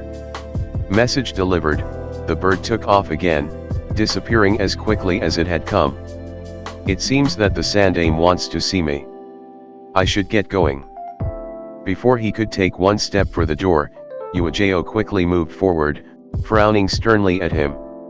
"After your meeting with the Sandame, remember to go eat something. It's not healthy to skip meals." Haruki rubbed the back of his head sheepishly. The ramen wasn't exactly a meal, it was more of a late afternoon snack. But he doubted that Uejo wanted to hear that. "Yes, ma'am. I'll get dinner afterwards." "I'll make sure of it," Kakashi spoke up from beside him, lazy-eyed as ever as he turned to Haruki. "I'll bring my team over again." Haruki immediately scowled and opened his mouth to protest but Kakashi beat him to it and compromised, "We'll even bring the groceries, and I'll cook." Haruki's eyes immediately narrowed. "You can't cook." Kakashi looked indignant. "You've never tried my cooking. How would you know? A lifetime ago, you almost burned down my kitchen." "You just don't seem the type," Haruki retorted. "You can bring the groceries, but Naruto and I will cook." Kakashi looked almost sullen for a moment. "You trust a kid's cooking skills more than mine?" Haruki waved a hand in the air. "Naruto lives alone. He has to be able to cook. Turning back to the others who all looked somewhat dumbfounded at their exchange, Haruki nodded at them. I'll be going now. It was nice meeting you all. Sorry for the trouble earlier. Several reassurances and see you arounds later, Haruki had disappeared from the station, code flapping behind him. Seconds after he was gone, Kakashi was patting himself down, looking mildly panicked. He didn't give me back my book. Katetsu and Izumo guffawed while Genma and Hayate grinned. A laughing Uejo quickly explained to the two newcomers, and Anko and Kurane quickly joined in at the horrified expression in Kakashi's visible eye. Serves you right, Hayate. Anko cackled. I hope Red doesn't give it back. It'll teach you a lesson about whipping that thing out in public. Kakashi huffed and poofed away without waiting to say goodbye. He would get the book back tonight, and maybe bring over a few copies of his other Ika as well and wave them around a bit in front of the kids. That would teach Haruki not to steal his precious literature. X. Old man? Sarutobi glanced up with a smile, doing a quick scan of the time traveler as he activated the privacy seals. Still tired, he noted, and still a bit pale, not to mention thin, but at least it was better than when he had first arrived. Good afternoon, Haruki. Sorry to call you on such short notice, but the Raikage has finally replied. We'll be meeting them in Unokuni 3 days from now. Their daimyo has agreed to lend us part of their land in the forested area outside of Yugakure for the summit conference. We have agreed to bring 12 shinobi each as our guard. I wanted to ask your opinion on that. Haruki blinked in surprise. This he hadn't expected. He had known that a maximum number of ninja would be set, but he had thought that Sarutobi would pick his own people. Well, he started slowly, going over the shinobi he knew. Hayashi-san and Hisashi-san would have to come, of course. Sarutobi nodded in agreement. Having Shikaku with you doesn't hurt either, and you might as well bring the other clan reps with you too. It would probably be best if you showed a united front when it comes to the clans in Konoha. Sarutobi nodded thoughtfully. Tsum and Shivi are both on a mission at the moment. That's why they weren't present at the council meeting concerning Hisashi. Then again, those two try to avoid council meetings as much as possible anyway. They should be done and rushing back though. No doubt, they've heard about the new development. They'll be back by the day after tomorrow at the latest, so they'll be able to join us. Chaoza and Inoichi should agree as well. That's 8 in total. 8? Haruki mentally counted again. He came up with 7. Sarutobi arched an eyebrow at him. You will be coming along as well, Haruki. Haruki blinked. Well, that actually made a lot of sense. Right, of course. He smiled sheepishly. That's 8 then. I'd like Kakashi to come. Sarutobi nodded at the questioning look directed at him, finding himself mildly amused. Kakashi's grown attached to you. I don't believe he's ever voluntarily spent so much time with anyone. Haruki rolled his eyes. He's just curious. He can't figure me out. Ah, well, Sarutobi hid a smile. As far as he knew, not even curiosity could make Kakashi lose the aloof distance he usually set between himself and other people. The Kopinen didn't have many people who called him friend, and even less people he called friends. Haruki was already one of the latter, whether either of them knew it or not. He will figure it out eventually. Eventually, Haruki agreed. But not right now. Sarutobi inclined his head. Who else then? 3 more. Haruki tilted his head in contemplation. Asuma, he finally decided. It'll show the Raikage that you trust blood as much as your other shinobi. I can guarantee that the Raikage will bring his own brother as well. And it'll mean a lot to Asuma. Sarutobi nodded. He had been debating on whether or not to bring his son, and was glad that Haruki had pushed his final decision for him. I'd like one Umbu with me as well, Sarutobi brought up. Haruki nodded immediately. I was thinking that we could bring Ozuki Uejo. She's a captain, and she's dependable. Keeps a cool head in tough situations but fierce as heck when she needs to be. There will be a woman in the Rakege's party who will be a lot like her. Sarutobi nodded. He knew Uejo. The kunoichi had been one of the umbu he had picked out for consideration. And the last? Hayate. Handy with the sword, works well with Uejo, and he's a Takubitsu Jounin. You should have at least one representative from that group as well. Sarutobi frowned. Gekkou Hayate? Haruki, I'm not saying he isn't up to the standards of the other Takubitsu Jounin, but he does have that cough. Perhaps Shiranui Genma would be a better choice. Haruki shook his head. The sickness won't be a problem by the time we set out for the conference. My old teammate created a cure for it and she told me about it. I'll write it out tonight and then send it over to the medics at the hospital to sort out. They should have all the necessary ingredients already, and if Hayate rests for the next 2 days, he'll be fine when we head out. Besides, he added, you need Genma here. The other Jounin respect him and he's calm and collected in difficult situations. He wouldn't be a Takubitsu Jounin if he actually got off his ass and took Jounin exams. There's a reason he's one of the first people Shikaku talks to whenever there's a crisis. Sarutobi was silent as he mulled over Haruki's words. You seem to have a cure for everyone, Haruki. He smiled a little at the embarrassment on the time traveler's face. Very well, we'll go with that lineup.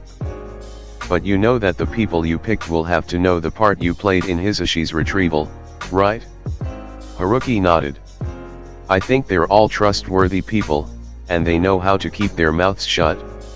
He paused for a moment before adding, and I think Genma, Katetsu, Izumo, Redu, Kurane, Gai-san, Anko, Hana, and Ibiki-san should be brought into the loop as well, even though they're staying behind. It would be better if someone in the village knows what's going on. Katetsu and Izumo? And Hana-chan? Aren't they Chuyunin? Haruki shrugged. Katetsu and Izumo will be on gate duty and Hana's in Inyazuka. We should probably have a tracker on standby just in case. I want them to know the full story if Kumo tries anything to sneak into Konoha. I trust them. Very well. Sarutobi glanced out the window at the setting sun. I'd also like my umbu general and second to be there. Haruki nodded. He had worked under both in his time. Of course. Sarutobi nodded briskly.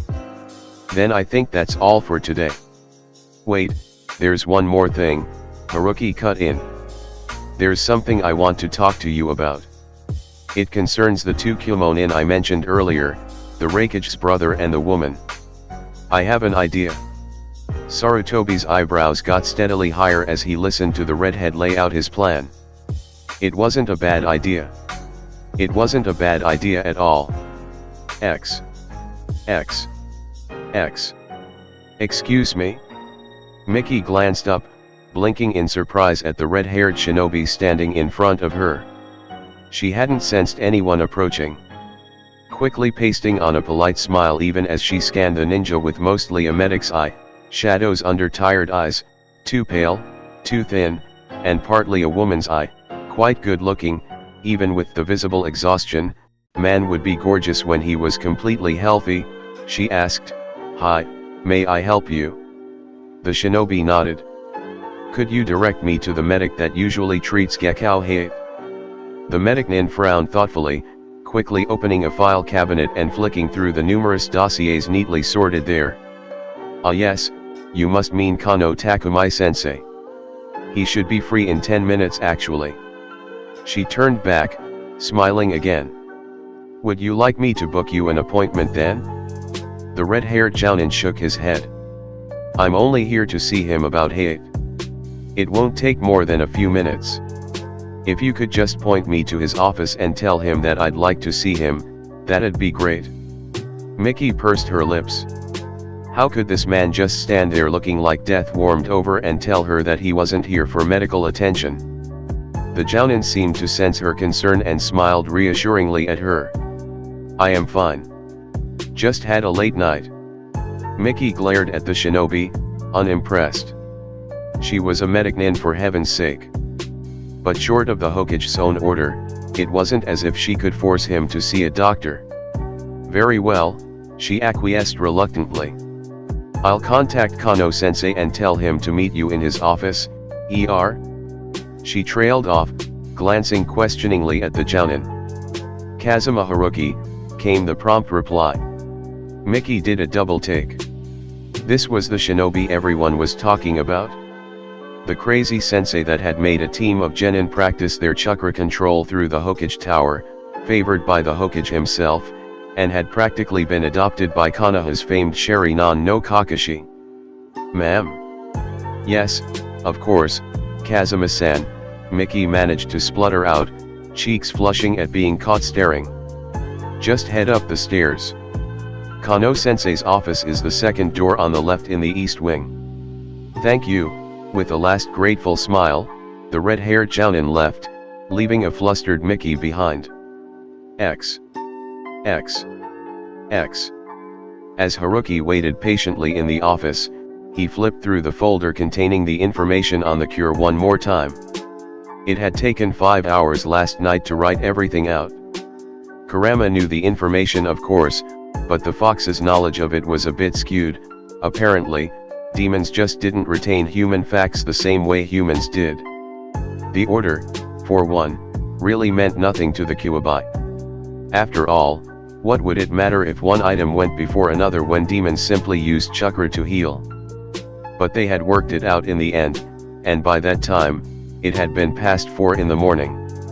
The earlier dinner with Team 7 hadn't exactly helped either. He and Naruto had cooked up a meal fit for kings while Kakashi had wandered around with multiple copies of porn, pissing off Sakura and embarrassing Sasuke to no end. But they had gotten through the evening without needing too much damage control, and Haruki had promptly shoved them all out the door at 10. As he now tended to do, he had walked Naruto back next door, not leaving until the boy was tucked in and halfway to sleep.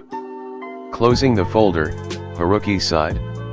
Kakashi had been extra vigilant last night as well, hovering a few feet from him even as he teased his students as if afraid that the redhead would keel over at any given time. Haruki had been appreciative and annoyed in equal measure. Kazuma-san? Haruki blinked and straightened up as a man in his late 30s walked in, medic coat flapping around him. He had thick brown hair and kind green eyes that reminded Haruki of Sakura's. Yes, that's me. Haruki offered a hand that was firmly shaken without hesitation. I'm sorry to bother you while you're working. Takumi waved a hand in the air as he ushered Haruki towards the 2 chairs by his desk. It's fine, I'm free at the moment. What can I do for you? Never one to beat around the bush, Haruki pushed the folder across the desk towards the medic. It's about one of your patients, Gekao Hate. This is a cure for his sickness. Across from him, Takumi froze, hand hovering over the folder, eyes wide. You're serious? At Haruki's nod, the doctor quickly flipped open the folder, eyes keen as he scanned the contents. Haruki stayed quiet as the man read through his notes, waiting patiently for him to finish. Are you a medic nin? The quiet question didn't come as a surprise, though the fact that it was the doctor's first was. No, Haruki denied as Takumi stared at him with a sharp green gaze. But a while back, I met a woman, she was a medic nin, and she told me about a few things. This was one of them. I only recently returned from a mission and met Hade for the first time. I recognized the symptoms and thought I'd pass on what I learned. And this medic nin would be? Haruki smiled blandly at the doctor. She's dead. Takumi nodded once and pursued the issue no further, glancing back down at the file. Well, this is amazing. You've written out every step and it would only take a few hours to develop this cure. The process is simple enough. I suppose the only reason no one else has been able to create this is because the formulas are so complicated. They're completely based on each other, one mistake would throw the entire thing off. So you'll be able to heal Hate? Haruki pressed. Takumai nodded again, a faint smile surfacing on his features. Most definitely. We'll call him in later today and start the treatment. Haruki relaxed and found himself smiling as well. That's great. Thank you. The doctor raised an eyebrow. I should be thanking you. You've just cured a supposedly incurable lung disease. He paused, a frown forming at his brow. I suppose I should ask now, how much would you say you'd want in return for giving this to our medical community? Haruki stared stupidly for several seconds. Want? Takumai tilted his head. Well, yes. What would be the cost of such information? Haruki blinked at the doctor, feeling completely out of his depth. Was this how medical circles worked? Buying and selling what might as well be people's lives? He shot to his feet, ignoring the startled look on the medic's face. Why would I want anything? He demanded, anger tightening his chest. Hate's life is on the line here, as well as all the other people who have the same disease. I don't want you giving me money or whatever, I just want you to do your job and heal them. Haruki's voice had risen a little and he forced himself to calm down. It had been a long time since he had found anything to explode over, but this was something new. What if the medical community refused to pay someone's price for a cure? Did that mean that the patients who could benefit from it would be left to die? Weren't medics supposed to cherish life once they took their oaths? I apologize. Takumai's soft acknowledgement made Haruki narrow his eyes at the doctor. You have to realize that cures like this don't usually come freely. Haruki pressed his lips together but sat down again. Well, they should, he snapped darkly. What if the price is too high? What would happen to the patients then? Takumai studied the redhead carefully, trying not to smile.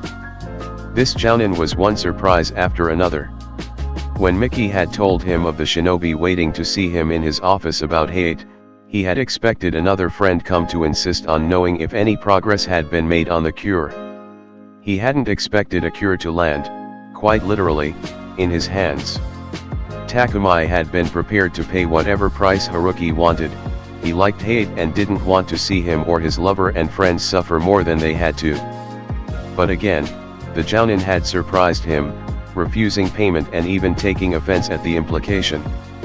Most people do not think the way you do, Kazuma-san, Takumai smiled somewhat deprecatingly. They only think of how much they can earn and forget that there are lives at stake. Or if they do remember, they do not care. Haruki snorted derisively. Then they're all idiots. There are enough people dying every day without greedy fools hurrying it along. Very true, Takumai nodded, not holding back a smile this time. He liked this shinobi. There weren't many nowadays with such honor. Then I can only say thank you, Kazuma-san, and I promise you that hate will be cured as soon as possible. Haruki nodded and made to rise, but hesitated at the last second. Takumai frowned. Something wrong? There is one thing. Two, actually. The redhead frowned, looking troubled enough that Takumai immediately found himself wanting to promise anything Haruki asked, but he held his tongue and heard the man out. The first is that I'd appreciate it if you didn't mention my name to Hate or Yuajo or anyone else who asks about the cure. Takumai stared in utter bemusement. Did the man not want any credit? I can agree to that, he finally allowed. Though they'll want to know who to thank and I won't lie to them about it. Just tell them that I don't want them to know. Takumai nodded in agreement. And the other? The other. Haruki glanced at the office door before lowering his voice even further. It's pretty much the same as the first. Just don't tell anyone who gave you that cure. And since I gave it to you, you'll be heading its production, right? At Takumai's nod, Haruki continued, eyes intent, then please keep this away from Yakushi Kabuto. Takumai's eyebrows shot up, thoughts flickering through his eyes at light speed. Yakushi-kun, you say? As he observed the jounin staring back at him, Takumai thought back to the genin that usually helped out around the hospital. There had always been something about the young man that rubbed him the wrong way, but the other doctors and nurses all seemed to like him well enough, and Takumai had never seen anything outwardly bad. Kabuto had impeccable manners, was always kind to the patients, and worked hard at everything he did. The general agreement in the hospital was that Kabuto took after Konoha's medic corps captain, but to him, Yakushi Taiki had something genuine about him that his adoptive son had never managed to inherit. "I see," Takumai finally spoke. "I don't have a problem with that, though this information will have to pass through his father before I can begin making it." Haruki nodded. "That's fine. I hear Taiki-san is very well respected." Takumai nodded back and rose to his feet as Haruki did the same. "Then I will get started immediately. Would you like me to send word to you once Hate has been cured?" Haruki shook his head. "No need. I'll leave it to you." They shook hands again, but before Haruki could depart his office, Takumai called out one last time, "Perhaps, sometime in the near future, Kazuma-san, you'll come in for a checkup of your own. It seems you are in need of one, and just the other day, Yamanaka Inoichi came around to ask after you." Haruki stiffened momentarily before tossing a small smile over his shoulder. "Thank you, Kano-sensei. I'll keep that in mind." Takumai shook his head as the jounin left. He had recognized the name the moment Miki had mentioned it, of course. But he hadn't really thought about the Yamanaka clan head until he had laid eyes on Haruki and seen the detrimental signs in the man's health. It was no wonder that Inoichi had come by to personally ask after the redhead if they knew each other. But that would be a matter for later. At the moment, he had made a promise to Haruki to get this cure out as soon as possible, and if he had his way, which he would because it was the very least he could do for the red-haired jounin, then Hate would be cured before the day was out. X. Kurane stared critically at her students, holding back a sigh. Kiba was at it again, his short temper exploding over something Shino had said. She had just arrived herself, and hadn't managed to catch their no doubt one-sided argument. Hinata on the other hand was standing off to one side, hands wringing together and eyes darting nervously between her teammates. After hearing from Asuma about his team's sudden motivation, Kurane had figured that it couldn't possibly hurt to invite Haruki to one of her team's training sessions as well. Perhaps he could help her pull these kids together. Kurane almost started, quickly turning around to meet the startlingly blue gaze of the jounin she had just been mulling over. How did he do that? She hadn't been able to sense his chakra signature at all. "Haruki," she smiled cheerfully in welcome. "Good morning, you're right on time. I'm glad Kakashi hasn't been rubbing off on you." The boyish grin he sent her way lifted some of the fatigue from his face, though Kurane frowned. Maybe she should Sikuajo on him again. He was obviously not getting enough rest. "So these are your students?" Kurane nodded and quickly called the three genin over. They lined up in front of her, staring curiously, at least in Kiba's case anyway. Shino was as blank as ever and Hinata was staring at the ground, at the redhead. "This is Abarame Shino, Inyazuka Kiba, and Hiwaga Hinata. Guys, this is Haruki. He's the one who's going to train you today. What can you do?" Kurane winced as Kiba immediately piped up, bold and demanding. Haruki only smiled, calm and untroubled in the face of the younger version of his hot-headed friend. He had already been prepared to deal with these three, and he was finding it easier to meet each of his old friends as he spent more time in the past. "Ma, that depends on the team." He glanced at the kunoichi beside him. "Do you have anything specific for them to do today, or can I just train them any way I want?" Kurane nodded. "Go ahead. I've cleared their schedule today." "Alright then," Haruki turned back to the three genin.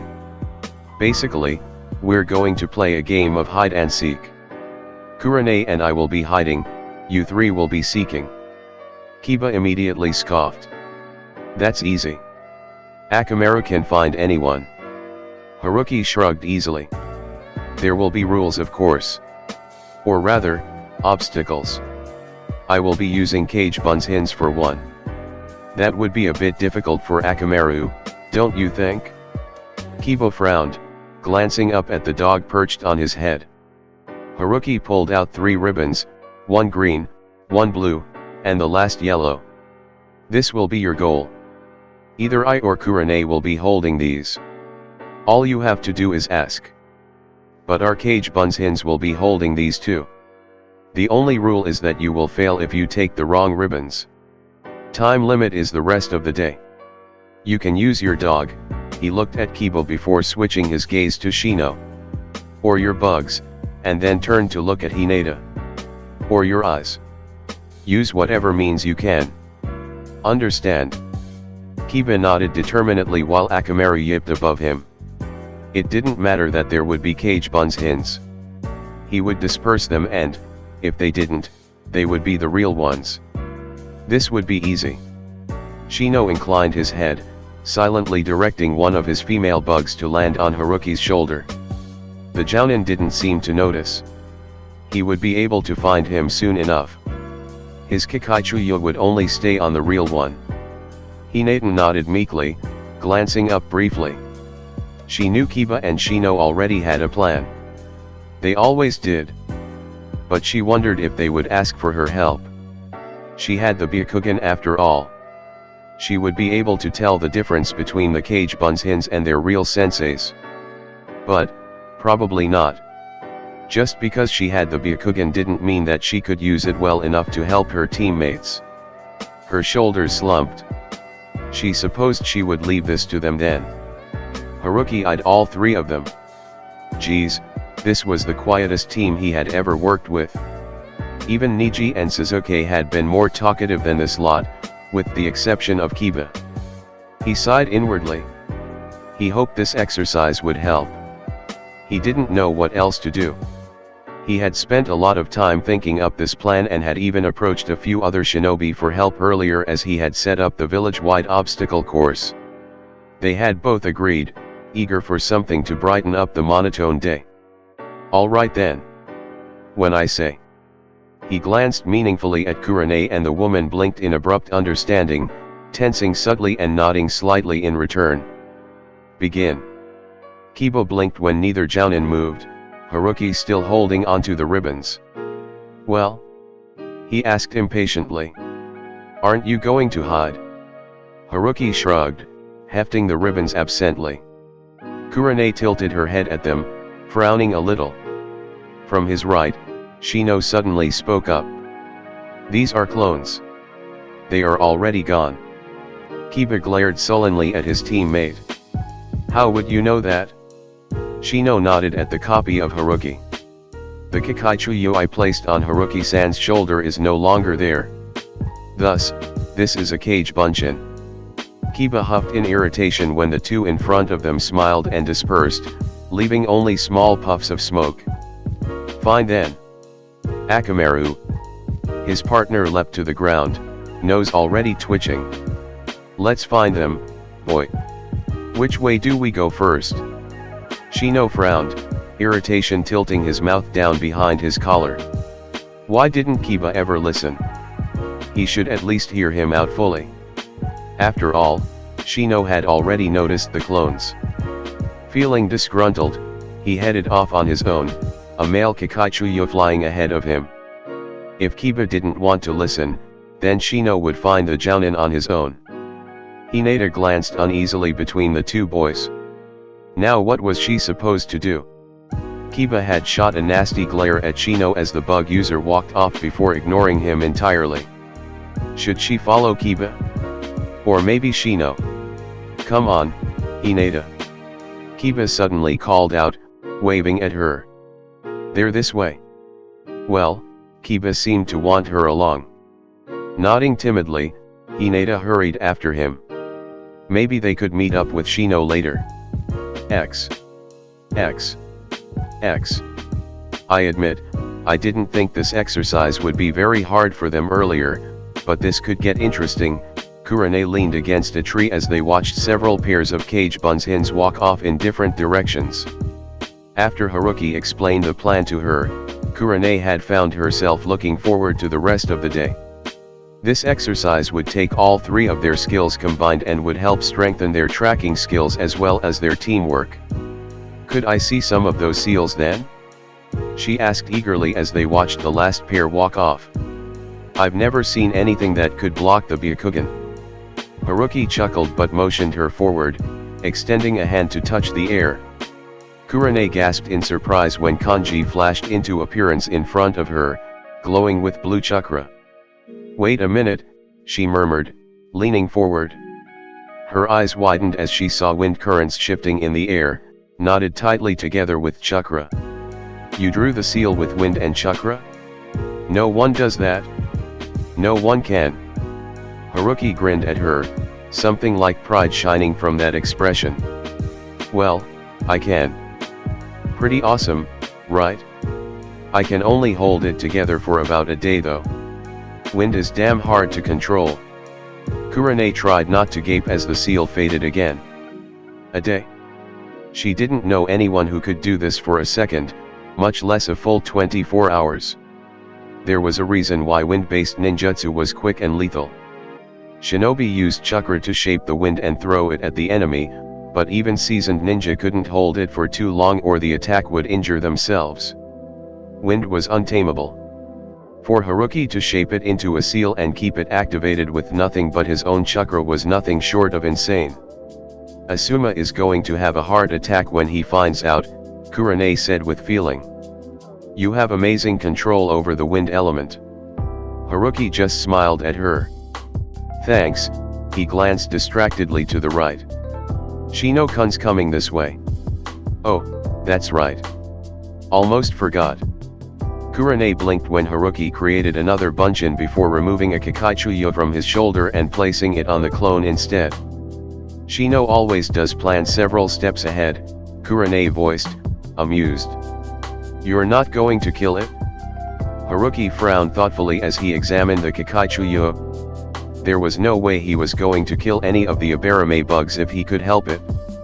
They had saved his life on more than one occasion. It's a her, I think. And no, Shino-kun would be very angry with me. With a nod, he sent the bunshin off and they took to the roofs again. Kakaichuyo only have a lifespan of a few hours, Kurane pointed out. She'll die soon anyway. Haruki shrugged. Shino-kun is a bit different, I believe. He cares about his bugs. Kurane glanced sidelong at her companion. Strange. Haruki seemed so sure. So what now? She asked instead. Sit around and watch. The redhead flopped down on the roof before pulling out 2 paper seals and handing one to her. Here, press this to your clothes. It'll hide scent and chakra signatures until we deactivate them later. Kurane accepted one, examining it curiously as she pressed it to her clothes. It was a complex seal, one she had never seen before, but then again, she hadn't expected anything less from the man who had removed Anko's cursed seal. X. Damn it. Is this the real one or the fake? Kiba glared furiously at the redhead in front of him. Haruki had dodged all his kunao, looking more and more amused as time passed, and he still couldn't tell if this was the real one or another clone. He frowned in thought, absently scratching behind one of Akamaru's ears. And then he brightened. Hinata. Kiba whirled on her excitedly, ignoring the way she flinched. Use your Byakugan. You can tell, can't you? Hinata shifted nervously in place. Why yes. Do you want me to check? Kiba nodded vigorously. That'd be great. Hinata took a deep breath and then activated her Keki I Genkai. Kiba wanted her help. She had to be able to do this. No, he's just a cage bunshin. She trailed off and looked around. What? Thanks, Hinata. Ha? We can totally do this. I'll find all of them and you can check if they're clones or not. Wait, Kiba-kun, Hinata stuttered out, almost forgetting herself as she spun in a circle, bewildered. Kiba frowned, taking a step towards her. Hinata? Are you alright? Hinata squinted. What was going on? Why wasn't her Byakugan working? But it worked fine a moment ago. She could tell the clone apart from the real one. I did say that there would be obstacles, the Cage Bunshin spoke up suddenly. Hinata whirled around again. Pardon? The Haruki lookalike smiled a little. Find the correct route, Hinata-chan. That's the only way you'll be able to find us. Abruptly, the clone dispersed, leaving only a cloud of smoke behind. Hinata? What's he talking about? Hinata blinked at Kiba's confused voice before deactivating her Byakugan. My Byakugan, she murmured. It doesn't work when I'll look in some directions. Her face crumpled miserably. I am sorry. The hand on her shoulder made her jump. Don't worry. Kiba grinned at her. You heard Haruki-san, you just have to find the correct route. That's a hint. Once you find it, we can go straight to him instead of just wasting time on every Cage Bunshin. Hinata stared before managing a tremulous smile. Thanks, Kiba-kun. Maybe she wouldn't be too much of a burden after all. X. Shino stared at the Jounin standing in front of him, eyeing his Kakaichuyo. This was the real one, he was sure. Holding out a hand, he waited for Haruki to hand him the ribbons. Oi, Shino. That ain't him. Instinctively, Shino jerked his hand back and turned to look irritably at his teammate. My Kakaichuyo is still attached to him. He is the real one. Kiba rolled his eyes as he raced up to his teammate. Why did Shino always have to be so stuck up? Look, he explained impatiently, gesturing at Hinata behind him. Hinata says that's a Cage Bunshin and she can't be wrong. Haruki-san probably found your bug and moved it? Shino stiffened, glancing at his female teammate. Hinata had her Byakugan activated and was between them anxiously. He pressed his lips together and turned back to the clone. So Haruki had caught on after all. Well, he was a Jounin, it wasn't so surprising. He silently summoned the Kakaichuyo back to him and the Cage Bunshin smiled before dispersing in a cloud of smoke. Alright then, Akamaru can catch the scent of the next Bunshin until Hinata can find her way through the village. Kiba looked at both of them expectantly. Come on then. Shino frowned at the youngest Inyazuka. Just because Kiba had Hinata's help didn't mean his own Kakaichuyo couldn't do the same thing as Akamaru. I will find my own way, he announced firmly as he sent out his Kakaichuyo. Hinata watched, wide-eyed as Kiba predictably exploded, yelling at the stoic bug user once again as they moved off to the side. She sighed and glanced up. This was getting old. At the rate they were going, they would definitely fail this mission. But what could she do? They weren't going to listen to her. She could barely hold her own in a spar with either of them and with her Byakugan closed off. Won't you at least try, Hinata-chan? Hinata jumped and spun around, eyes widening when she caught sight of their temporary sensei. Why Yuri dash? Haruki chuckled, leaning against a tree on the side of the road. I'm the real one, but unfortunately, Kurane has the ribbons right now. Hinata's face fell even as she deactivated her Byakugan. She quickly ducked her head when she caught a glimpse of steady blue eyes studying her. Haruki's gaze made her feel uneasy, as if the Jounin could see all her faults and shortcomings. Well? Won't you at least try? Hinata flushed, ashamed. God, Haruki must think so little of her. I am not good enough, she trailed off, floundering for more words. A thoughtful silence. How do you know? Hinata froze, not sure how to answer. She just knew. She wasn't good enough. Her sister never looked at her with anything but subtle contempt. Her father was always disappointed in her. And her cousin whom she had played with as a child didn't even bother hiding his dislike and scorn for her. Hinata. She jerked up at the stern voice, not quite sure what to expect. Her gaze caught Haruki's again and she found herself unable to drop her eyes this time. Haruki frowned a little as he moved forward to crouch down in front of the Quagsire. Hinata-chan, how do you know you can't if you don't at least try? Wide-eyed and nervous, Hinata opened and closed her mouth several times before whispering, "Be because Otosama and Niji Isama and Hanabi all think so. And my entire clan thinks so too." Haruki tilted his head, remaining silent for a while longer. The embarrassed flush quickly returned to the Konoichi's cheeks and she made to duck her head again. A startled yelp escaped her when a gentle finger poked her in the forehead. First of all, Haruki smiled at her. "No looking down. You've got nothing to be ashamed of. And you're beautiful. Why would you want to hide your face all the time?" Hinata turned beet red, flushing violently at the Jounin's words. She automatically tried to lower her head again but was immediately met with a poke to the forehead once more. Hesitantly, she raised her head a little instead, shifting nervously when Haruki arched an eyebrow. "Now," Haruki continued once the timid girl met his gaze again. "You said that your family all think you can't do anything?" At Hinata's nod, Haruki frowned again, leaning forward a little to peer more closely at her. "And what if they're all wrong?" Hinata jerked, staring wide-eyed at the red-haired Jounin as she gaped at him. They see can't be wrong?" she stammered out, twisting the hem of her jacket. I am dash. Hinata-chan," Haruki interrupted, choosing his next words carefully. "The only way they can be right is if you believe they are." Hinata fell silent, hands frozen in motion as Haruki's words replayed themselves in her head.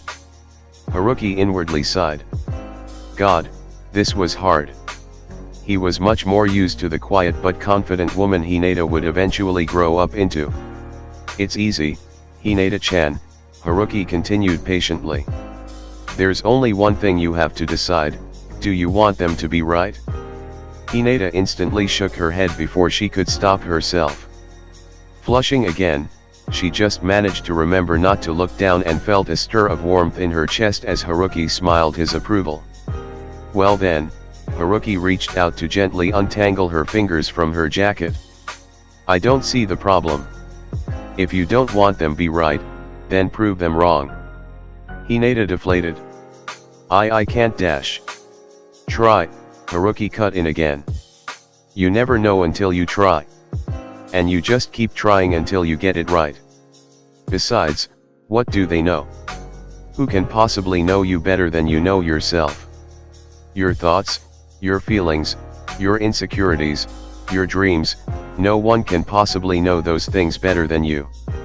And anyone can do anything as long as they never give up." Hinata stared at the man in front of her, not quite sure how to react. No one had ever said these things to her, as if they thought she could do it? As if they believed in her. A tear slipped unbidden down her cheek and she quickly reached up to scrub it away. She didn't want Haruki to see her crying, but, checking his expression, all he did was continue smiling back at her. Her father would have disapproved. They both glanced up as Kiba's voice rose again, loud even at this distance. Hinata sometimes wondered how her teammates managed to stay alive in each other's presence. "They're both far too proud," Haruki commented mildly as he stood up again. He glanced down at the Quagsire beside him. "That's where you come in, you know. You're their bridge." Hinata frowned, feeling confused. "Be bridge?" She made sure to keep her head up instead of glancing down. Somehow, she felt herself relaxing in this Jounin's presence. Haruki nodded. "Well, as you can see, those two definitely aren't going to become friends by themselves anytime soon. Someone's got to pull them together. But I don't know if they'll listen to me." Hinata glanced anxiously at her teammates again. Haruki chuckled, slipping his hands into his coat as he rocked back on his heels. "Every team's like that, Hinata-chan." Noting her quizzical expression, Haruki clarified, your cousin's team is like that. Niji-kun and Lee-kun are as different as night and day. Tenten's the one who keeps both of them grounded and tied to the team. Hinata blinked, thinking back to the few times she had glimpsed her cousin during one of his training sessions. The green-clad teammate of his was a bit different. But the female kunoichi did seem more level-headed, and Hinata had even caught her lecturing Niji once. What about Naruto-kun's? She trailed off, blushing furiously. Haruki held back a smile. Hinata did have a crush on him back in the day, didn't she? And being the clueless idiot he had been, he had completely missed the Hiwaga-era's affections, but perhaps that was best. Things had turned out fine in the future, and Hinata had found her own love in the end. Naruto's team is just as bad, probably worse, Haruki told her cheerfully. He and Sasuke are similar and different in so many ways. Those two fight all the time. If it wasn't for Sakura, they'd be at each other's throats every 5 minutes. Half the time, I'm surprised Sakura doesn't go insane having to deal with those two all the time. An unexpected giggle slipped out, and Hinata quickly clapped a hand over her mouth. But Haruki only laughed softly, one hand giving her a soft pat on the shoulder. Don't worry, laugh at them all you want. Those two are a comedy show all on their own. This time, the giggles came more freely, and Hinata found herself smiling openly for the first time in a long while. She hesitated for a moment, glancing between the boys and her temporary sensei before asking shyly, what do you think I should do? About them? Haruki hummed thoughtfully, inwardly dancing on the inside. Well, you could try yelling at them, he grinned at the horrified expression on Hinata's face. Hey, it would definitely work. You could shock them into compliance. But I suppose that's not your style. He paused, glancing down at the kunoichi again. What do you think you should be doing right now? Hinata looked around nervously before activating her Byakugan and scanning their surroundings again. She had caught a glimpse of something that looked like a path, and she concentrated in that direction now. Yes, she could still see it. There was nothing blocking her Byakugan this time, and she could see right through the buildings blocking her way. Deactivating her Byakugan again, she glanced brightly up at Haruki, forgetting her reticence as she piped up excitedly, I found it. I can see the way. Haruki quirked a smile at her as he nodded. Okay then. You're already one up your teammates. Now you just have to get them to listen. He reached out to give the Hiwaga-Eris a gentle push forward when she remained frozen in place. You're constantly changing at your own pace, and you're fine just the way you are. What you want to become, what you want to prove, you already have the strength to do both. All you have to do is find it in yourself and take the leap. Now go on. Show them what you can do, Hinata-chan. Hinata watched as the jounin gave her a last smile before melting into a nearby alleyway, a mixture of hope and disbelief forming hard lump in her throat. That was the first time anyone had ever told her she could do something. But what could Haruki see in her? She turned back to stare at her teammates, one still shouting, the other doing his best to ignore him. You're constantly changing at your own pace, and you're fine just the way you are. What you want to become, what you want to prove, you already have the strength to do both. All you have to do is find it in yourself and take the leap. Hinata pressed her lips together before straightening her shoulders. She didn't want to stay like this forever. She wanted to get stronger. And if she already had the potential to do that, then the only thing stopping her right now was herself. Taking a deep breath, Hinata marched forward, coming to a stop just a few steps behind her two teammates. Kekiba-kun. She frowned when her voice came out barely above a murmur. That wouldn't do. If she wanted them to listen to her, then she'd have to speak up. She winced when Kiba reached out to grab Shino. That probably wouldn't be a good idea. Kiba-kun. Shino-kun. Stop fighting. Her voice almost cracked at the end, but Hinata determinedly held the volume until the very last word. To her shock, both boys froze, head snapping in her direction with shock evident on even Shino's face. She flushed but kept her head up defiantly when she remembered Haruki's words. "I found the path Haruki-san left F for us." Hinata forced the stammer out of her words as much as she could. "Shino-kun, Haruki-san gave us this mission as a team. I think it would be best to stick together. Kiba-kun, don't get mad at everything Shino-kun does. You both specialize in tracking.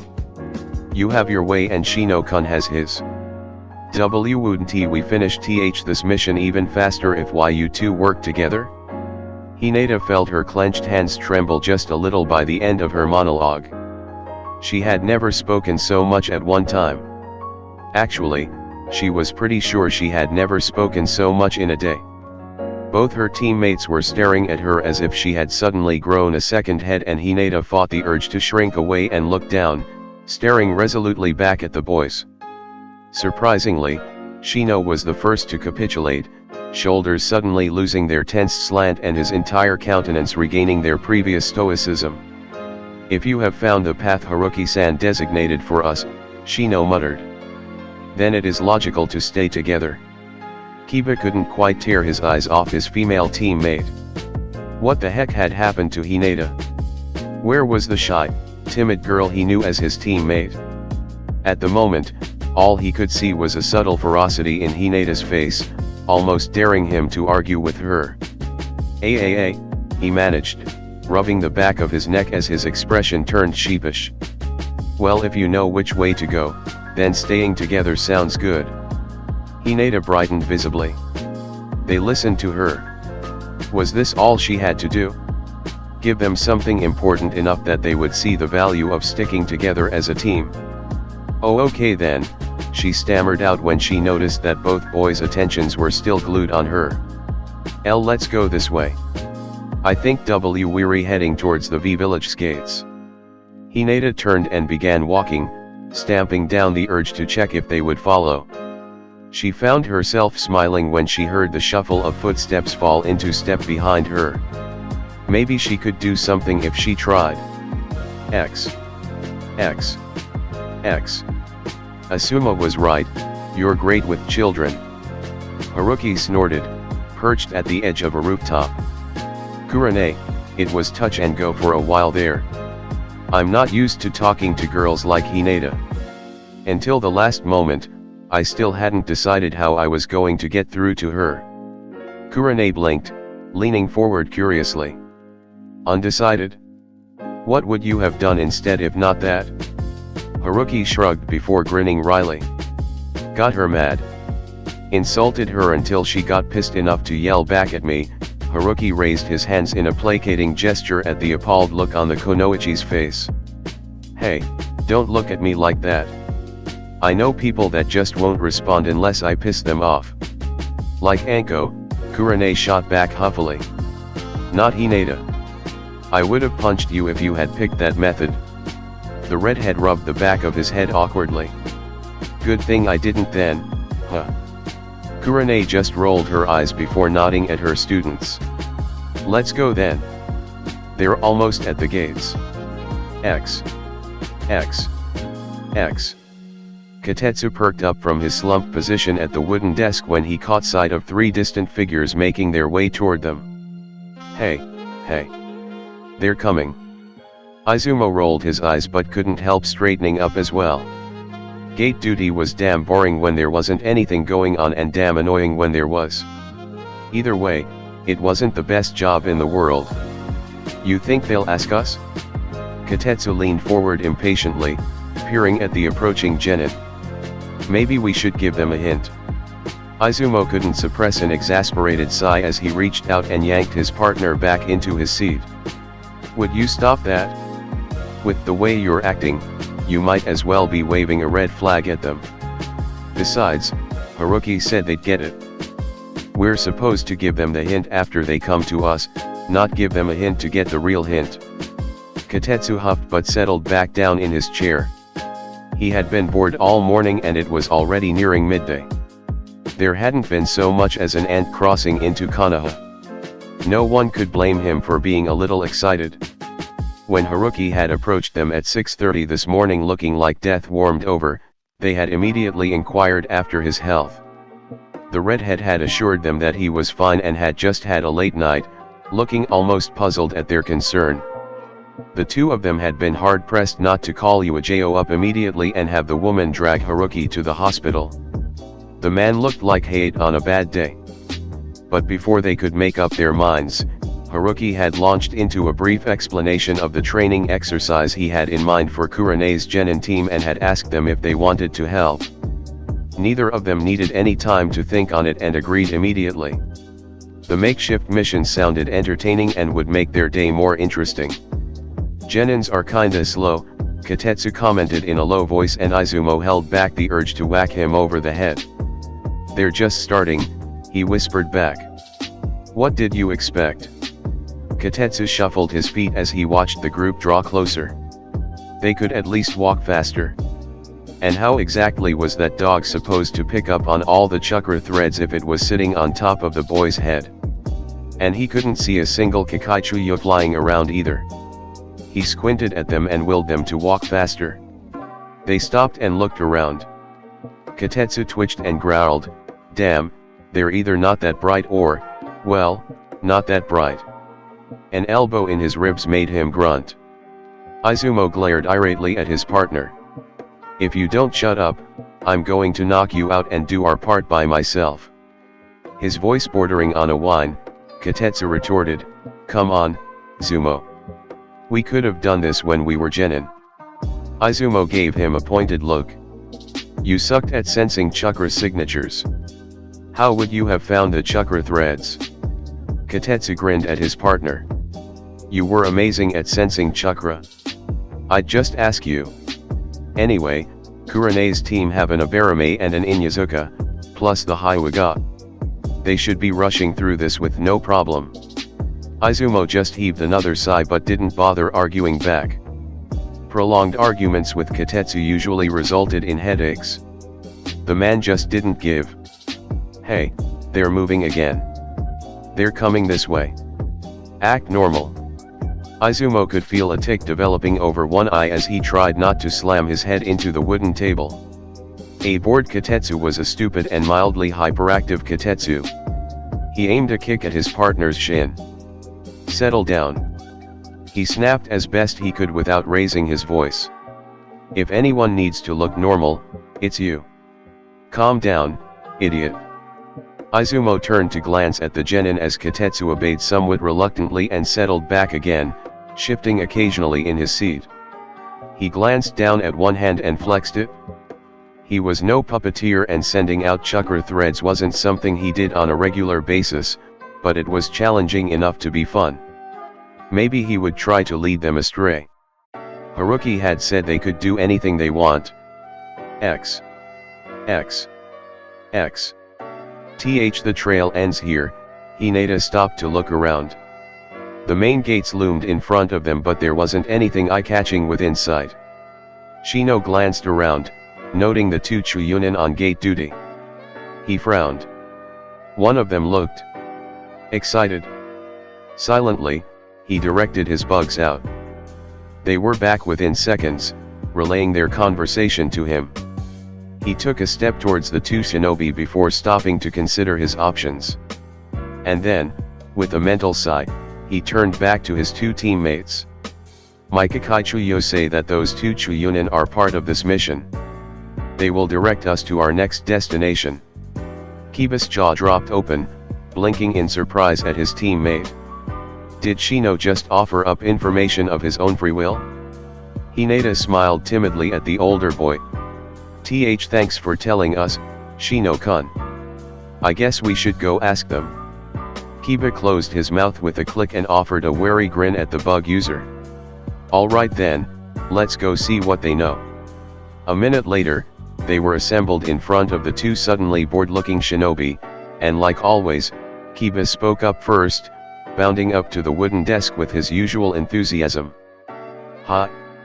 Did Haruki-san, Jounin, red hair, blue eyes, did he come by? The two Chuyunin exchanged a disinterested glance. Or at least tried to. The one on the left suddenly made a face and broke out into a grin. "Okay, I can't do this," he announced as the Chuyunin on the right face palmed. "Come on Zumo, what am I supposed to do? I can't treat a bunch of genin like they're foreign ning come to visit." The shinobi on the right snapped, looking annoyed, "No one told you to. We're supposed to pretend we don't know anything until they give us enough proof that they know what they're doing." The first Chuyunin shrugged and turned back to them. "They asked about Haruki, that's good enough for me. Now let's get started." The second Chuyunin sighed and gave up, casting a critical eye over them. Kiba exchanged bemused expressions with his fellow teammates. What could these two possibly tell them? Couldn't they just point them in the right direction? "Alright then, here's the deal," Katetsu stood up and came out from the station. "Izumo, that's him by the way, and I'm Katetsu, we're going to send out chakra threads towards certain parts of the village. Your job is to follow the right thread to find Haruki. And Kurane I suppose. Understand?" Izumo frowned over at his partner as he also stood up. "I seem to recall longer instructions, Katetsu," he turned back to the genin. "There will be 2 correct threads among 20. One will lead you straight to them while the other will lead you back to us eventually, and then you'll be able to follow the other one to find them. The 2 correct threads will have the most amount of chakra put into it. Any questions?" All 3 genin shook their heads. Katetsu and Izumo exchanged a glance before turning simultaneously towards the rest of the village, spread their hands, and shot out a web of chakra threads, the shimmering blue almost glinting under the midday sun. Izumo frowned in concentration, mentally ticking off the list of places Haruki had given him as he directed his threads to different parts of the village. Well, this wasn't too bad. So long as the genin didn't take too long, he could probably keep this up for a few hours. Although, he twitched a finger to extend one last thread, reducing the chakra output by about a tenth, towards Shu's Huya, he figured it took Sunanin quite a while to become puppet masters. Katetsu inwardly made a face as he controlled the chakra regulation in his threads.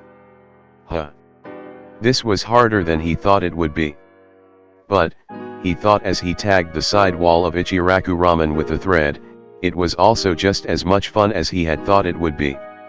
Guiding the threads through the twists and turns of the village any way he wanted was good practice, and it would be interesting to see what these genin could do when he adjusted the chakra level of some of the threads. "Alright?" Kiba turned to Hinata.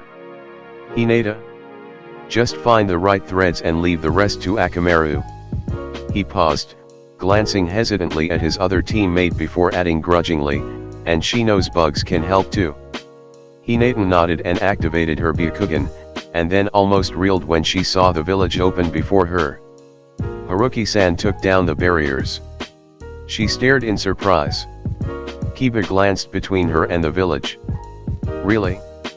So you can see through stuff again?" Hinata nodded happily before her face fell a little. "But I can't see that far." Kiba shrugged nonchalantly. Who cares? You can work on that from now on and it'll get better, right?"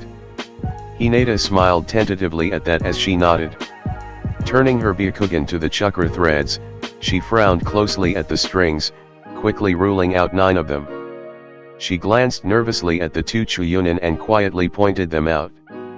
The shinobi exchanged an amused look before releasing them, leaving 11 behind.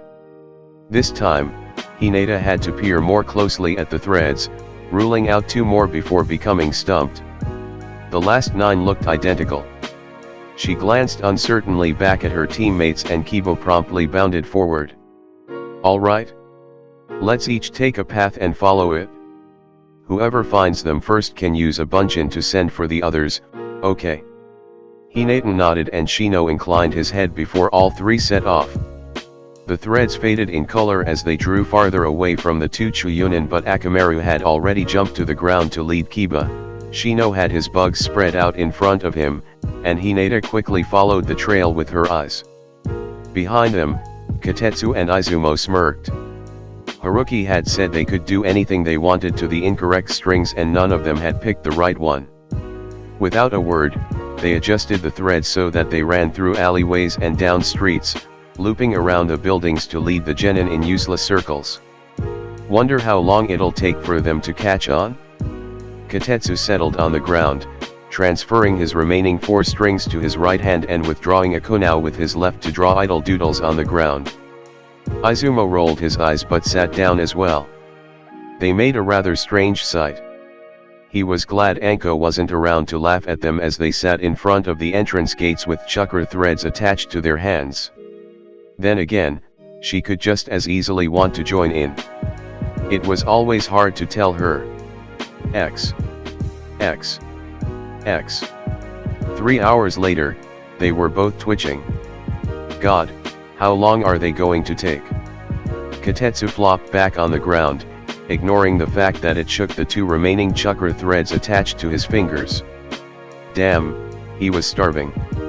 Izumo tried not to scowl and reminded himself that they were only genin. Seeing as he had been telling himself that for the past 2 hours, it wasn't working very well. He transferred the 3 threads from one hand to the other. By some sort of bad luck, all 3 genin had managed to pick every thread except the 2 that they needed. He and Kotetsu had played with them for a while, adjusting the threads so that they led the students in circles. But seriously, how much longer were they going to take? Hungry? An amused voice sounded from beside them and they turned to see Haruki and Kurane approaching, weighed down with boxes of food. Our saviors! Kotetsu cheered, shooting up again as he accepted a box from Haruki. Oh, yakisoba. Thanks. Izumo grinned a thanks up at the 2 jounin as well before digging in. You really should have come earlier, he commented reproachfully. I had to listen to Tetsu moan about his stomach.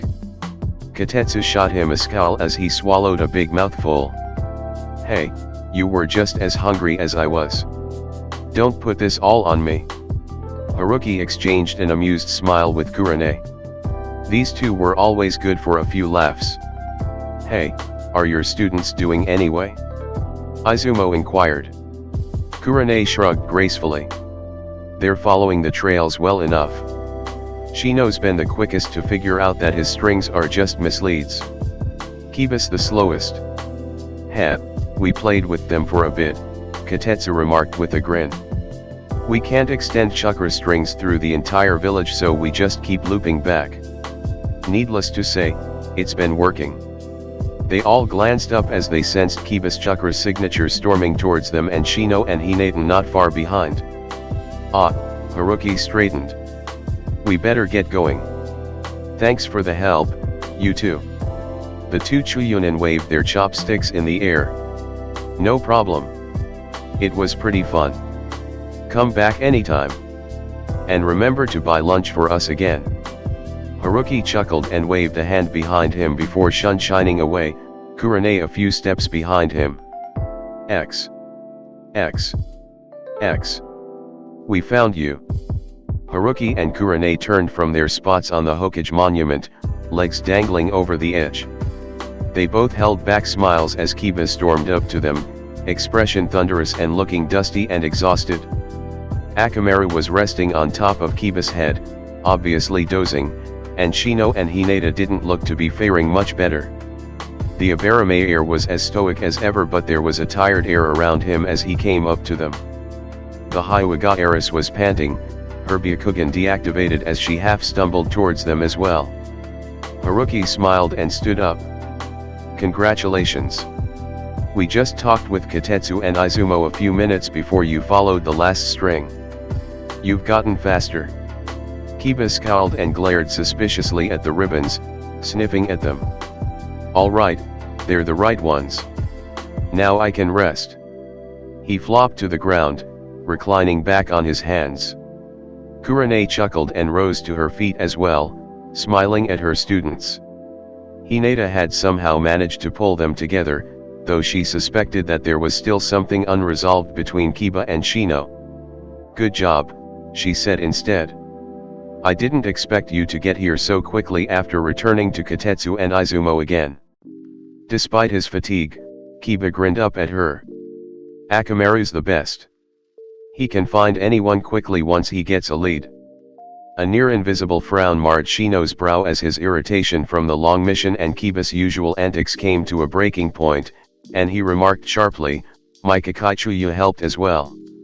If it were not for them, your dog would not have been as fast." Kiba was immediately on his feet, almost dislodging Akamaru. "Hey, don't insult Akamaru."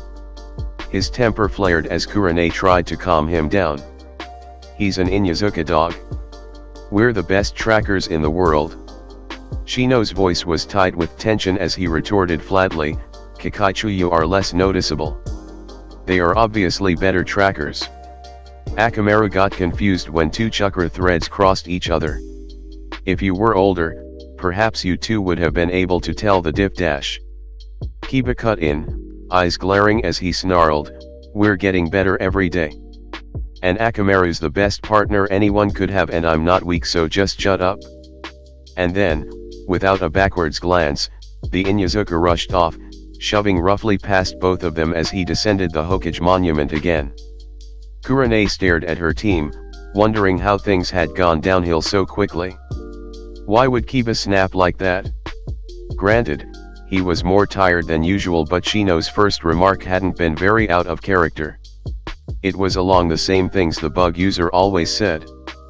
Hinata stared between Shino and Kiba, unsure of how to proceed. A soft voice interrupted her thoughts and she turned to look at Haruki. "Could you go after him, Hinata-chan?" Haruki hadn't moved from his spot and he waited for Hinata to nod and, throwing one last worried glance at the motionless Abarame, hurry after Kiba. He glanced at Kurane and tilted his head at Shino. The kunoichi seemed to understand because she nodded after a moment and, reaching out to pat Shino's shoulder as she passed, took off after her other two students. Haruki waited until the others were out of sight before letting his gaze slide over to Shino. For once, the bug user looked almost unsettled, shifting subtly on the spot as his Kakaichuya, sensing his anxiety, stirred beneath his coat. "Shino-kun," Haruki finally called out softly as he dropped back down to sit at the edge. "Indulge me and come sit with me for a bit, please." A long moment of silence resounded around them, broken only by the soft whistle of the wind. And then there was a shuffle of footsteps and the Abarame carefully sat down on the ledge as well, leaving a good 2 feet between them. Haruki remained quiet, staring out over the village as he waited for Shino to speak. From long experience, he knew that the bug user would only talk when he was good and ready, and no amount of prodding would get him to do otherwise. The fact that Shino had chosen to sit next to him instead of simply walking away meant that he was actually willing to talk. "I did not mean it that way," Shino finally said, hands stuffed deep in his coat as sat stiffly beside the red-haired Jounin. He wasn't quite sure why he was even sitting there really, but his feet had brought him over to Haruki, so there he was. "Kiba is always." He trailed off, not knowing how to describe his teammate without insulting him too badly. "Touchy?" the Jounin beside him offered, a tinge of hollow amusement in his voice. "You could say that he has reason to be." Shino glanced over at Haruki out of the corner of his eye. What did that mean? But the Jounin didn't expand any further, instead continuing with a completely different line of conversation. "What did you think of the exercise today?" Shino frowned, absently tapping a heel against the Yondame's hair. An amused snicker made him glance to the side again, only to find Haruki staring at his foot with a private smile glinting in his eyes. Abruptly, he stilled his foot even as Haruki turned his gaze back to the village again. "It was different," Shino revealed. "Kurane-sensei has never done something like that with us." "Why, you ask?" "Because Abaramis and Inyazukas and even Hyugas are natural trackers. Our skills are honed with age." He paused for a moment, considering the difficulty he had had. "It was easier with Hinata and Kiba," he admitted at last. "It would have taken much longer if I had had to do it alone." Haruki smiled. "Ma, that's what teammates are for." So you don't have to carry your burdens alone. It takes a while for teams to click. Some teams fall together immediately, like Shikamaru-kun, Ino-chan, and Chuji-kun. Other teams have a lot of infighting, but they pull together when it really counts, like Naruto, Sasuke, and Sakura.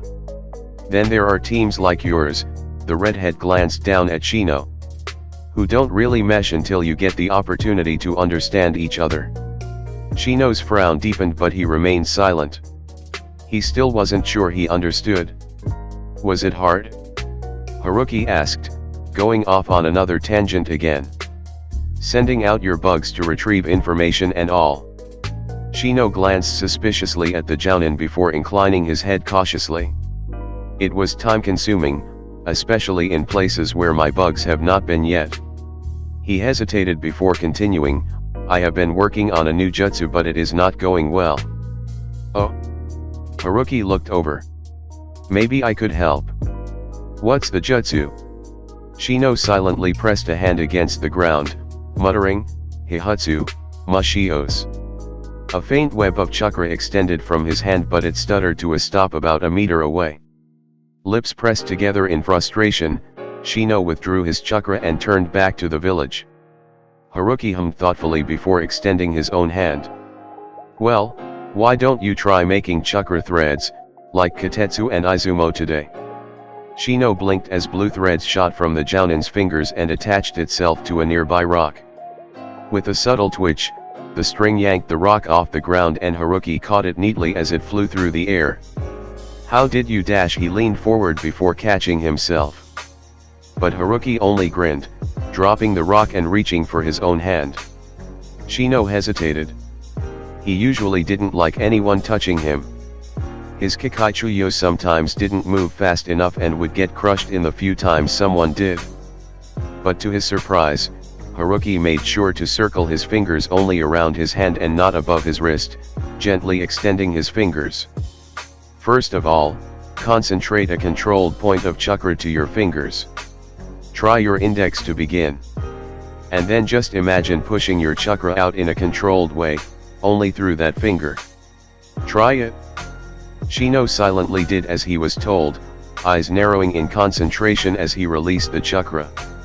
To his alarm, a burst of chakra poured out of his hand, jerking him backwards and shaking a few Kikaichuyo loose from where they were resting under his coat. The Kikaichuyo instinctively flew towards the small explosion of chakra and Shino instinctively opened his mouth to cry out a warning.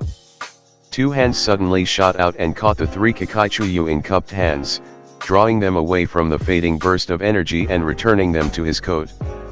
Wide-eyed, Shino stared at the very much alive bugs fluttering lazily on his sleeve. Shino-kun? Shino jerked up to stare at the jounin. Are they all right? Sorry, I guess I should have warned you that that might happen. Haruki reached up to tuck a stray lock of hair behind one ear and Shino caught the reddened skin on the back of one hand. You are hurt, he stated, somewhat stupidly, he thought. Of course the jounin knew he was hurt. Chakra burn stung. Haruki glanced down at his hand. He had barely noticed. Don't worry, he reassured the genin. I've had much worse. This will go away soon enough. Are your bugs all right?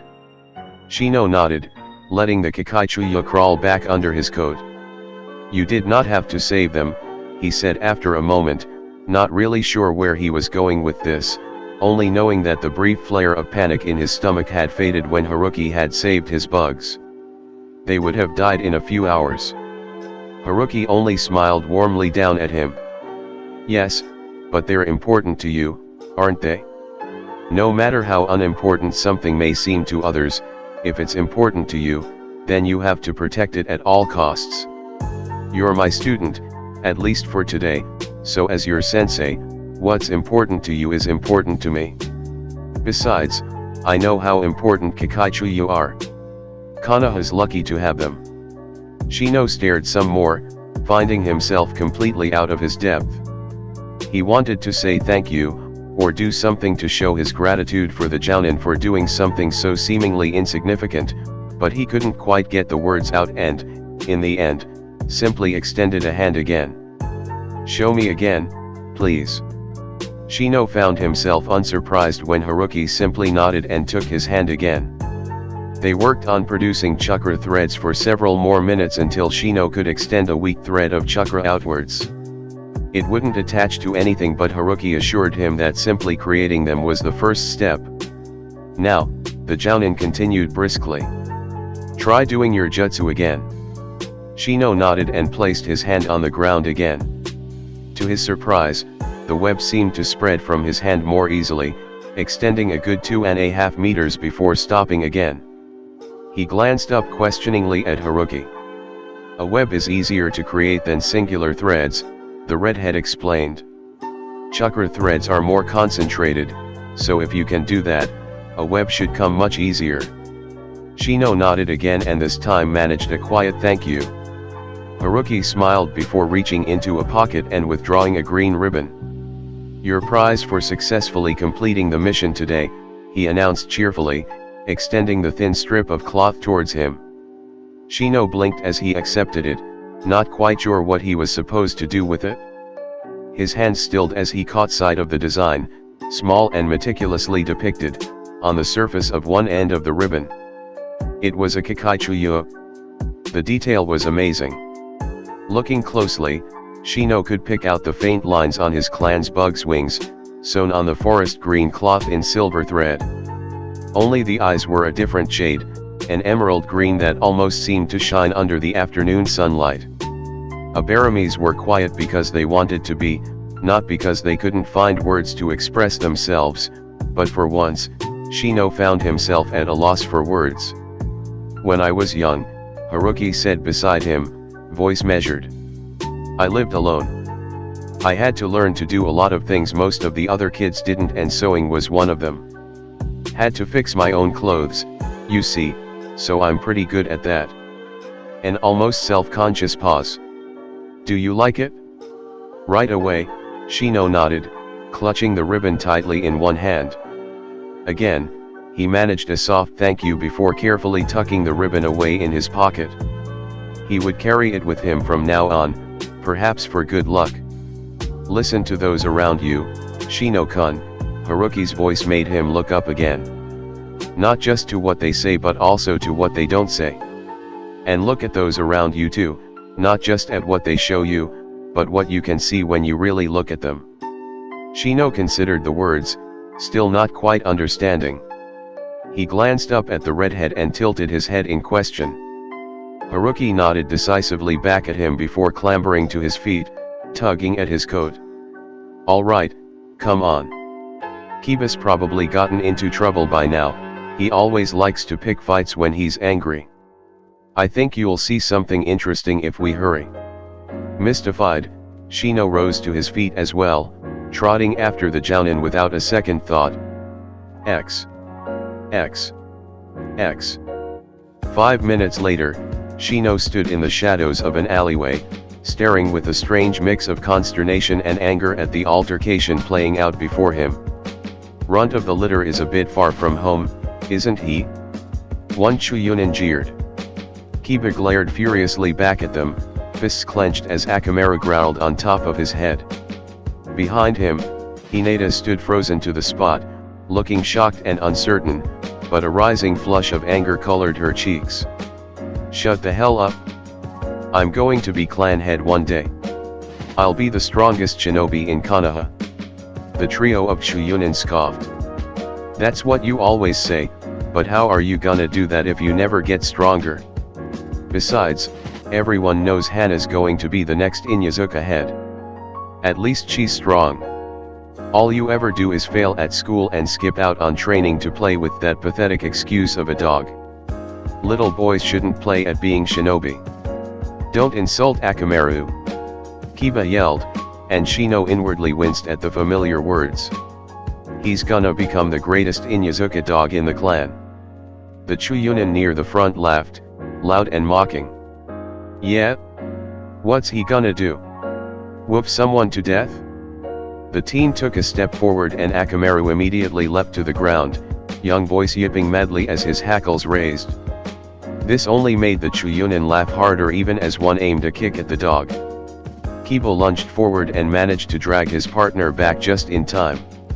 "Do you understand now, Shino-kun?" Haruki's voice sounded above Shino and he nodded woodenly, a funny ringing in his ears when the Chuyunin made for his teammate again. "Well?" A gentle push to his shoulder propelled him forward. "He's your teammate, isn't he? Perhaps even a rival and maybe a friend one day. What are you waiting for?"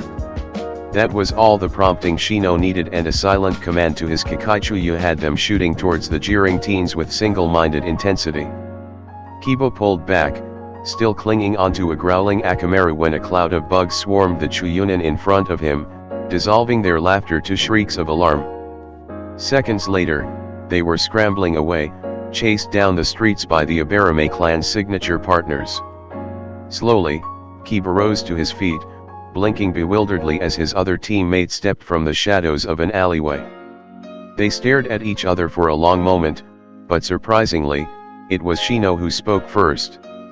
"I apologize," the Abarame heir said clearly. "I did not mean what I said on the Hokage monument. I was only tired and took it out on you." Kiba stared wide-eyed at the bug user, opening his mouth to say something back only to find himself gaping. That's all right," he finally spluttered, surprised to find that he meant it. I'm sorry too. I said some pretty bad things as well. Not just today." A stilted silence fell between them and Kiba concentrated on patting Akamaru. This was really weird. Usually, he and Shino just didn't get along, but, well, this side of Shino he could live with. And he had defended him. "Thanks," he said awkwardly, gesturing in the direction that the Chuyunin had ran off in. "I appreciate it." Shino nodded once, and the silence this time wasn't as bad. They both glanced at Hinata when a soft giggle was heard. Sorry," she stammered out, hands clasped together. "But why you two can actually get along pretty well when you both try." Kiba turned back to Shino, a little bemused at the change in team dynamics. They were completely different this morning. A throat clearing drew their attention to their sensei, and they all straightened when Kurane approached them, a broad smile that spoke of pride directed at them. She didn't say anything though, as if any words mentioned about their tentative camaraderie might ruin it. Behind her, Haruki followed at a more sedate pace, hands comfortably stuck in his coat. Feeling suddenly embarrassed, Kiba glanced down again, crouching to pick up Akamaru. "Sheesh," he grumbled half-heartedly. "You're always jumping out at people way bigger than you. Why are you always doing that? Can't you use your head first before you go rushing in?" Soft laughter snapped his gaze back up, and he frowned at the red-haired Jounin as the man approached. Haruki quirked an eyebrow at him, mouth curved in a gentle smile. "You should know, Kiba. Dogs aren't like humans, no matter how intelligent they are. They don't need a reason to protect their important people." He glanced down at the white puppy. "Right, Akamaru." Akamaru yipped in agreement, tail wagging. Kiba stared in shock at Haruki before blinking down at his partner. Not many people talked directly to his dog, as if Akamaru couldn't understand. A rustle drew his attention back to the Jounin, and his jaw dropped when Haruki pulled out a bag of Inyazuka dog treats. "Where did you dash?" Haruki grinned a little as he withdrew a treat. Akamaru's ears suddenly perked up. "Your sister sold it to me earlier this morning. May I?" "Oh, yeah, sure." Akamaru was already wagging like crazy, and he snapped up the two treats that were offered at once, yipping a thank you and a "they're delicious" afterwards before jumping towards Haruki, settling into the arms that automatically came out to catch him. Kiba watched, astonished when Haruki chuckled and replied, "You're welcome. And I wouldn't know, but I'm glad you like them. You can understand him." Haruki shrugged, shaking his head as he put away the treats before passing Akamaru back. "No, but I can guess. I've spent time around a few dogs over the years." Without waiting for a reply, he withdrew a blue and a yellow ribbon next, offering the yellow one to Kiba and the blue one to Hinata. Kiba examined it curiously as Akamaru clambered back up onto his head to get a better view. Hey! That's Akamaru. And it was. The depiction of his partner and best friend was sewn in white and brown thread against the sunshine golden yellow of the ribbon, and even as small as it was, the figure was clearly standing guard over something, jaws opened as if barking and tail flaring behind him. Thanks, Haruki-san. Kiba openly beamed up at Haruki, grinning happily as he showed it to Akamaru. Haruki only gazed back almost solemnly. You did well today. Regardless of what other people say, if you think you can do it, then show everyone else what you and Akamaru can do. Become the best Inyazuka combo to ever come out of Konoha. Kiba stilled, hand clenched around the ribbon. Haruki hadn't told him to train harder, like his mother, or study more, like his sister, simply do. Show me you can do it. Show the world you can do it. He looked back up, gaze firmer this time and nodded sharply, once. Being one of the strongest shinobi with Akamaru beside him had always been what he wanted. If he tried hard enough, if he didn't give up. He glanced up at his partner. They could do it. And they'd show those who called them runts just who were better. Hinata-chan, something wrong? Haruki turned to the Hyuga heiress who was looking mildly confused as she stared down at her ribbon. Why a tiger? Hinata asked timidly. She had always liked the magnificent cats, but surely one wouldn't fit her. Haruki smiled, a tinge of wistfulness entering his expression. One day, Hinata would sign a summoning contract with tigers, and he couldn't say any other animal suited the Hyuga heiress more than the majestic animals. Tigers symbolize courage, Hinata-chan. Haruki chuckled at the blush that rose in the girl's face. They also represent improvement and change, triumphs and the impossible, and above all else, freedom. Don't let anyone or anything hold you back, Hinata-chan, and that includes yourself. You'll become far greater than you could ever imagine, all you have to do is let yourself do that. Hinata was wide-eyed and blushing when Haruki stopped, but she didn't hesitate to nod this time, and she carefully wrapped the indigo ribbon with the flame orange and black tiger design around her wrist, carefully tucking the ends away. She would carry it with her, as a reminder of what Haruki had taught her today. Alright then, Haruki took a step back and glanced briefly at a bemused-looking Kurane. I've gone on long enough. Thanks for going along with my tedious mission. All three of you have done really well today.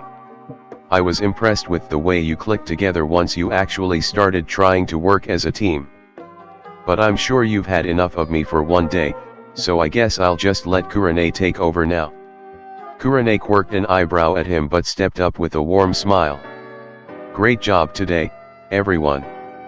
Your teamwork's improved quite a bit, and I've spotted some areas in your tracking skills that could use some work, so we'll start on that tomorrow. Training is at the same time in the morning, so get a good night's rest, okay?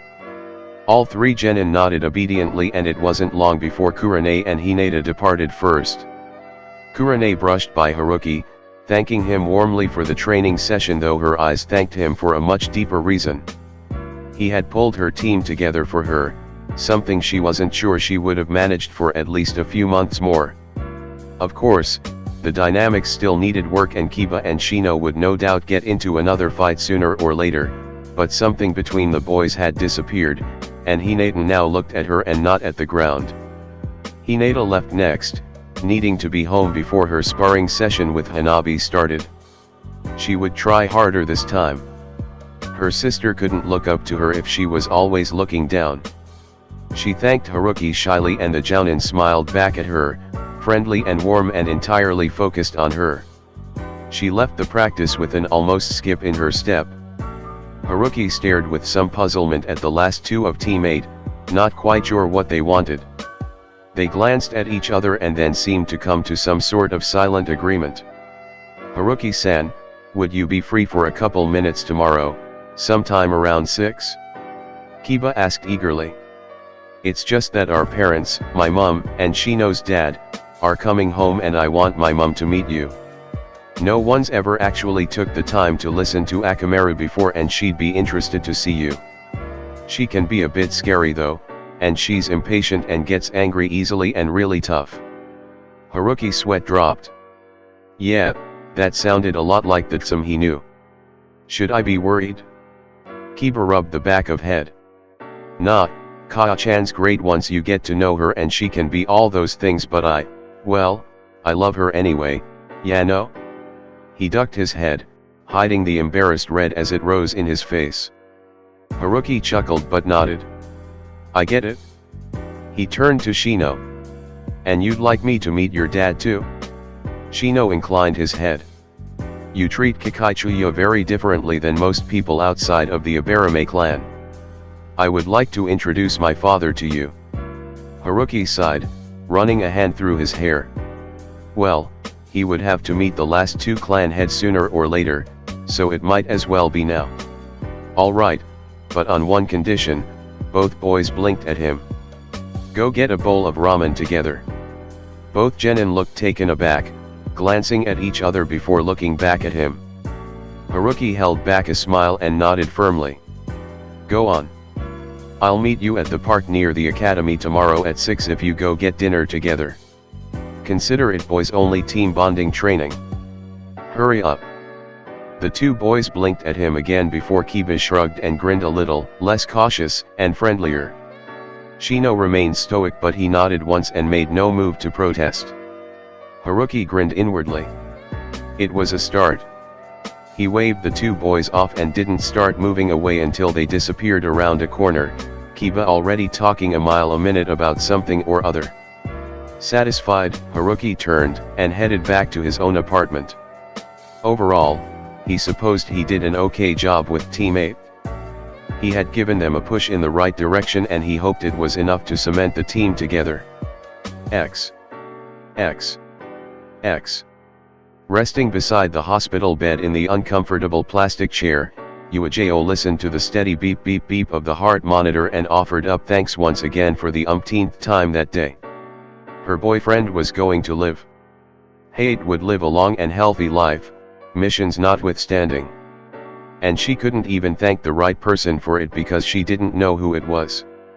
I'm sorry, but he doesn't wish to have his name revealed, Takumi shrugged apologetically at them. Uejao clutched at Hate's hand as the man slept on, for once undisturbed by rasping coughs. But I have to thank him, she said earnestly. I didn't think this could ever happen. I have to at least thank him. Takumi merely shook his head. He doesn't want you to know, and I gave him my word that I wouldn't say. Uejao's face fell. But why would he do this and not want anything in return? Here, the doctor smiled, genuine and thoughtful. He is something of a rarity these days.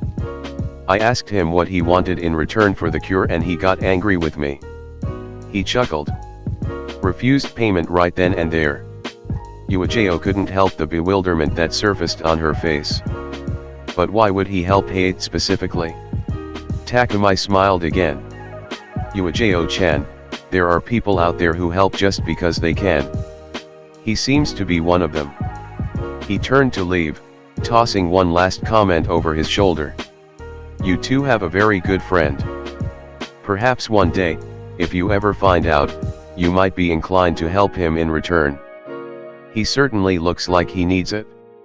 Uejao leaned forward and rested her head on the edge of the bed, cheek against the white sheets.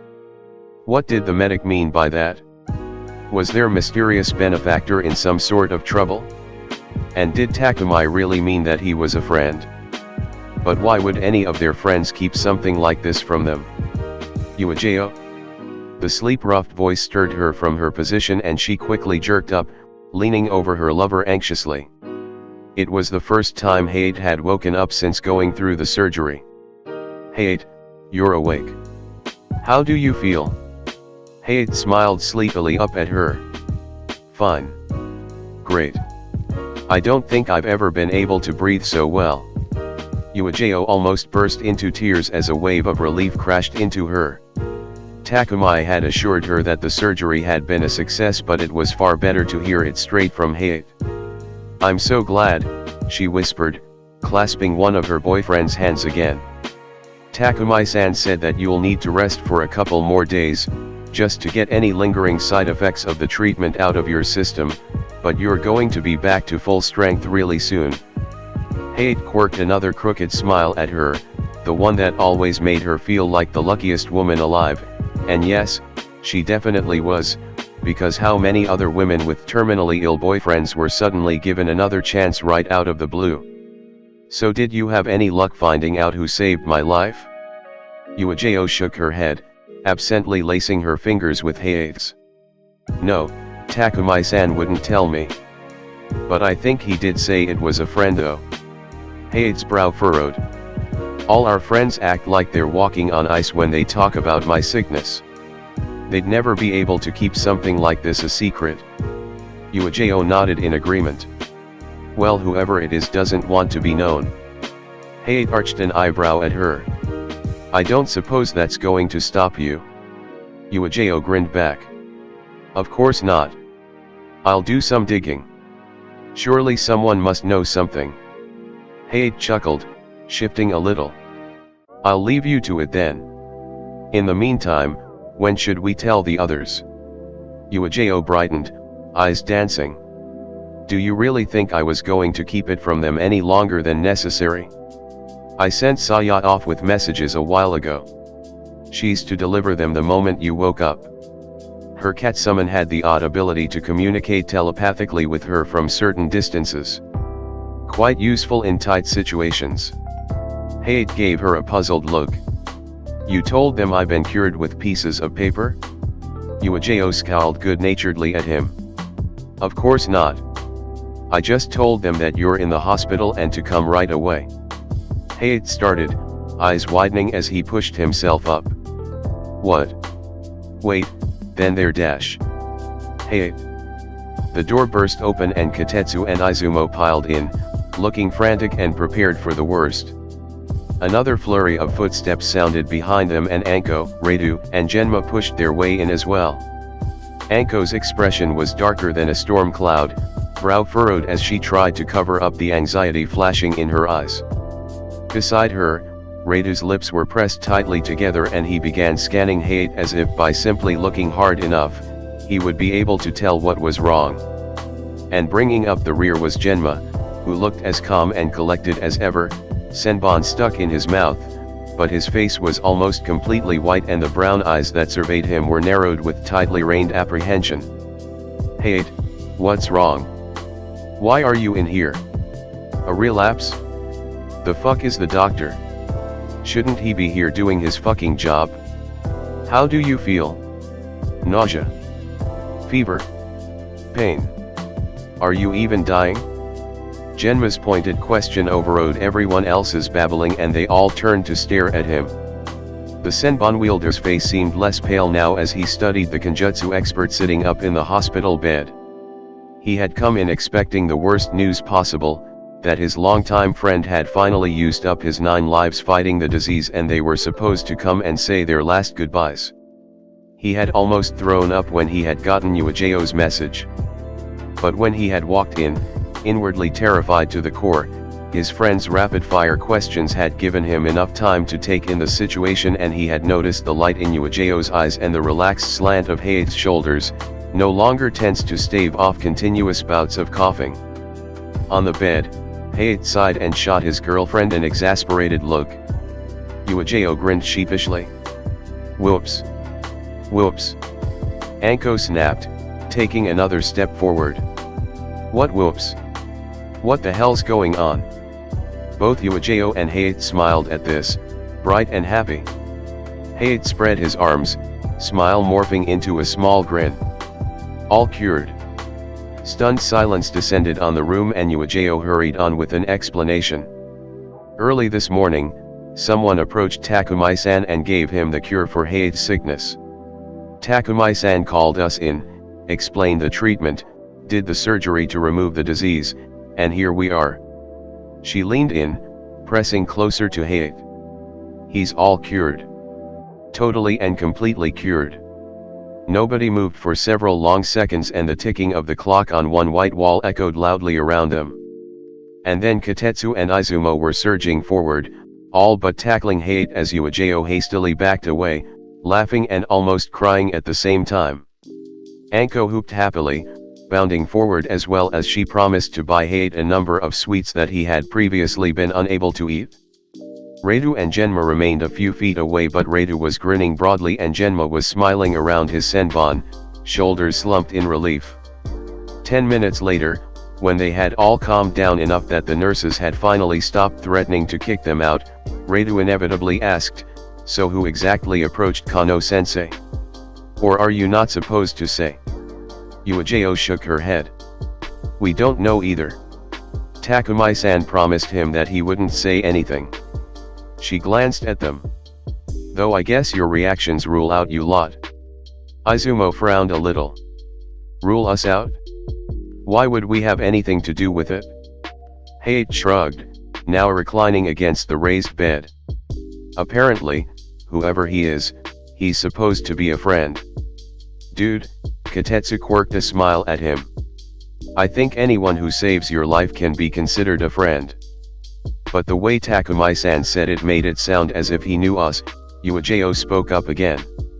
"And he said that whoever he is seems like he needs help too." Hate glanced sharply at her, having not heard that part yet. "Needs help? Is he hurt? In trouble?" Uejiro shook her head again. "Takumai-san said he certainly looks like he needs it." "Could be both." "Well, if he needs help," Anko announced, "we'll just find him and do that. We can all do some poking around." There was a general round of agreement from all of them before Kotetsu and Izumo turned the conversation to something lighter, filling them in on the fun they had had earlier that day during the training exercise that Haruki had invited them to take part in. Anko chimed in enviously, grouchy that she hadn't been invited as well until Reidu reminded her that she had been away on border patrol with him and Genma. None of them noticed the thoughtful frown that passed over Genma's face as the red-haired Jounin was brought up. It was a few hours later before the nurses finally had enough of them and shooed them out. They all departed for the day, promising that they would return early the next morning. Hate just waved them out cheerfully, falling back on the bed to get the first peaceful night of sleep since he could remember. As Genma made his way home, waving a lazy goodnight to his friends when they parted, his mind turned back to the sneaking suspicion that had crept up on him the moment Uejiro and Hate had revealed what little information they had on their benefactor. A friend. Someone who knew them, or more accurately, someone who knew of Hate's sickness and had most likely found out only recently. And someone who looked like they needed help. There was only one person Genma could think of that fit all four descriptions. But why? Why would Haruki not want them to find out? Surely the Jounin wouldn't mind some appreciation from them all. But did it really matter? Haruki had helped Hate without asking for anything in return, had acted like a real friend would even though they had only just met the day before. And judging from Kotetsu and Izumo's recount of their day, the red-haired Jounin seemed to honestly want to help the people around him, from 12-year-old genin to terminally ill adults.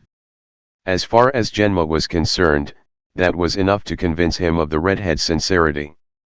Takumai had said that Haruki seemed to need help, and after the fainting episode yesterday and the fatigue that Genma had noticed was always weighing the man down, the Senbon wielder fully agreed with the assessment.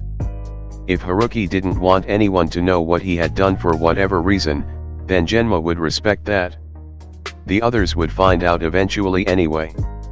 But that didn't mean he couldn't keep an eye on the redhead in the meantime, just to make sure he didn't do anything recklessly stupid or keeled over again because he was too stubborn to go to the hospital. After all, it was the least Genma could do for the man who had saved one of his closest friends from a premature death. X.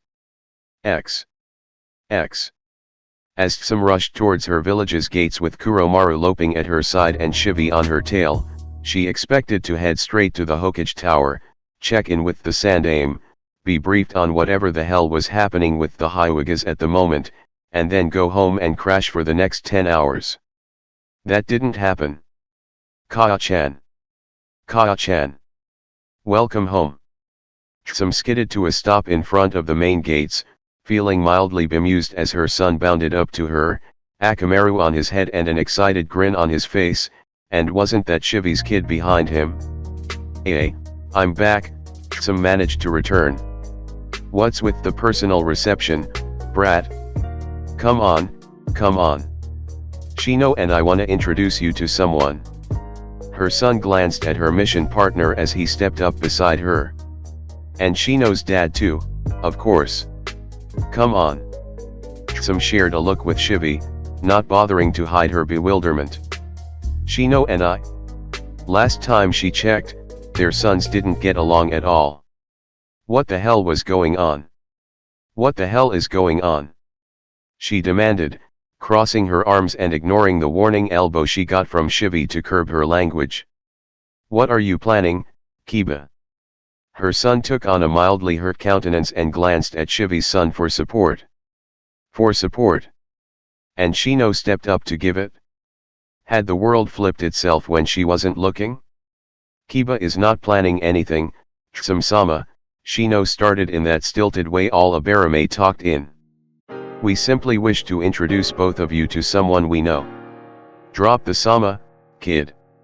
Seriously, Sam told him absently as she stared between the two of them, standing companionably next to each other. She traded another glance with Shivi. Her former teammate and longtime field partner looked as emotionless as ever to most people, but Sam could pick out the confusion in the slight frown creasing the man's brow. Oh good, so it wasn't just her then. Who is this person then? Sam finally asked, letting her son tug her along as they entered Konoha while Shivi followed at a more sedate pace. She flicked a glance at Kuromaru and the dog nodded and loped off towards home. Her partner deserved some rest after such a long mission. A jounin, Shino spoke first, and since when did an Abarame speak first, especially in the presence of an Inyazuka? He was our temporary sensei yesterday. Why you ask? Because Kurane sensei invited him to join us. He helped with our tracking skills. The Abarame heir trailed off and glanced at Kiba with an almost thoughtful air. And our teamwork. I see. Some really didn't see because she had always thought that it would take months and a miracle for their sons to see eye to eye. She and Shivi hadn't gotten along at first either, and it had only been after their third mission when she had been saved by her reticent teammate that she had started to see him as something more than an annoyance, and she had thought that Kiba would be the same. Walking beside her, Shivi observed his son from behind. Shino was still keeping several inches between himself and his boisterous partner, but he didn't shy away or step to the side when some sun brushed against him. What had happened? His son usually came home from the academy in a typically silent but foul mood whenever he had a brush-in with Kiba. Granted, he hadn't seen Shino in almost 2 months, missing his graduation because of the damn mission, but surely being put on the same team wouldn't suddenly make them friends. As if sensing his gaze, Shino turned to look over his shoulder and glanced up at him. Oto-san? Shivi blinked behind his sunglasses. Which jounin is it, Shino? His son cocked his head. Kazuma Haruki. Recently returned from an extended mission. A short pause. He is respectful of our bugs, Oto-san. Shivi's eyebrows shot up a fraction even as Kiba jumped in enthusiastically, and it's like he understands Akamaru. I mean, he says he doesn't really, but he can guess what Akamaru's saying. Right, boy. Akamaru yipped happily, wagging his tail. Kiba laughed. That's right, Haruki-san spoils you with treats too. Kaya-chan, Haruki-san knows how to treat our dogs properly. Before he came to train us, he bought a bag of the food that only Inyazuka dogs eat. Shivi glanced at his former teammate, noting the consternation on her face. He knew the food Inyazukas fed their dogs were only sold in one specific store and was completely run by the Inyazuka clan. One would have to do some very fast talking and have a very good reason to buy anything from them. Who was manning the store? Some demanded. Kiba looked confused at the annoyed tone that his mother had taken on. Nei-chan was. Some blinked, stunned. Her own daughter, who was almost as protective of her clan's dogs and secrets as she was, had sold their specially developed food to some jounin some had never heard of. Who was this guy? We told him to wait for us at the park near the academy, Kiba continued, walking even faster now. Hurry up. 5 minutes later, they walked into the park and Kiba pointed excitedly, there he is. That's him, Kaa-chan. Some squinted at the red-haired shinobi. He had his back turned so she couldn't see his face, but she was sure she had never laid eyes on any ninja with hair that color for a long time. Do you know him, Shivi? She muttered quietly, glancing beside her. Shivi shook his head minutely, eyes glued to the shinobi across the playground. Moments later, he felt his Kakaichuyo stir. He frowned. They recognized the jounin to some degree. He silently asked for a clarification, but his bugs didn't seem all that inclined to answer him. Shivi only managed to pick up detached whispers that didn't particularly make much sense. Familiar. Descendant. Know him, know him. Strong, very strong. Stronger than the one before. Sad, sad, sad, so very sad. Sacrifice. Alone, always alone. Lost forever. Danger, danger. Help him, help him, help him. Shivi quickly cut the connection, mind racing. Though Kakaichuyo only lived for several hours, they had the ability to pass on knowledge to each generation after them, retaining a long memory of people they had come into contact with even decades after. Remarkably, they were also able to sense a shinobi's chakra as well as anything they had come into contact with, and pick up on their emotional state to an extent, a useful skill when judging an enemy shinobi's condition in a fight. But Shivi had never met anyone who could cause such a strong reaction from his bugs. Obviously, this Kazuma Haruki reminded them of someone that their earlier generations had met before. But Shivi didn't know any ninja with this jounin surname. And his Kakaichuyo, who usually simply reported back to him as they were trained to do, were openly insisting on giving assistance, as if they sensed something of great enough importance that helping this shinobi was for the best. Kakaichuyo didn't live long. As helpful as they were to the Abarame clan, they didn't particularly care whether or not their hosts died and vice versa, they simply moved on once their chakra supply was cut off. Death was literally part of life for them and they didn't have complicated feelings about it like humans did. But did this mean that something was going to happen, something big enough that even the Kakaichuyo were worried? Shivi, what's wrong with you? Some hissed beside him, gaze sharp. Shivi shrugged a little, trying to settle down again. My bugs recognize him to some degree. Some glanced at the red-haired jounin again. I don't sense malicious intent, your bugs.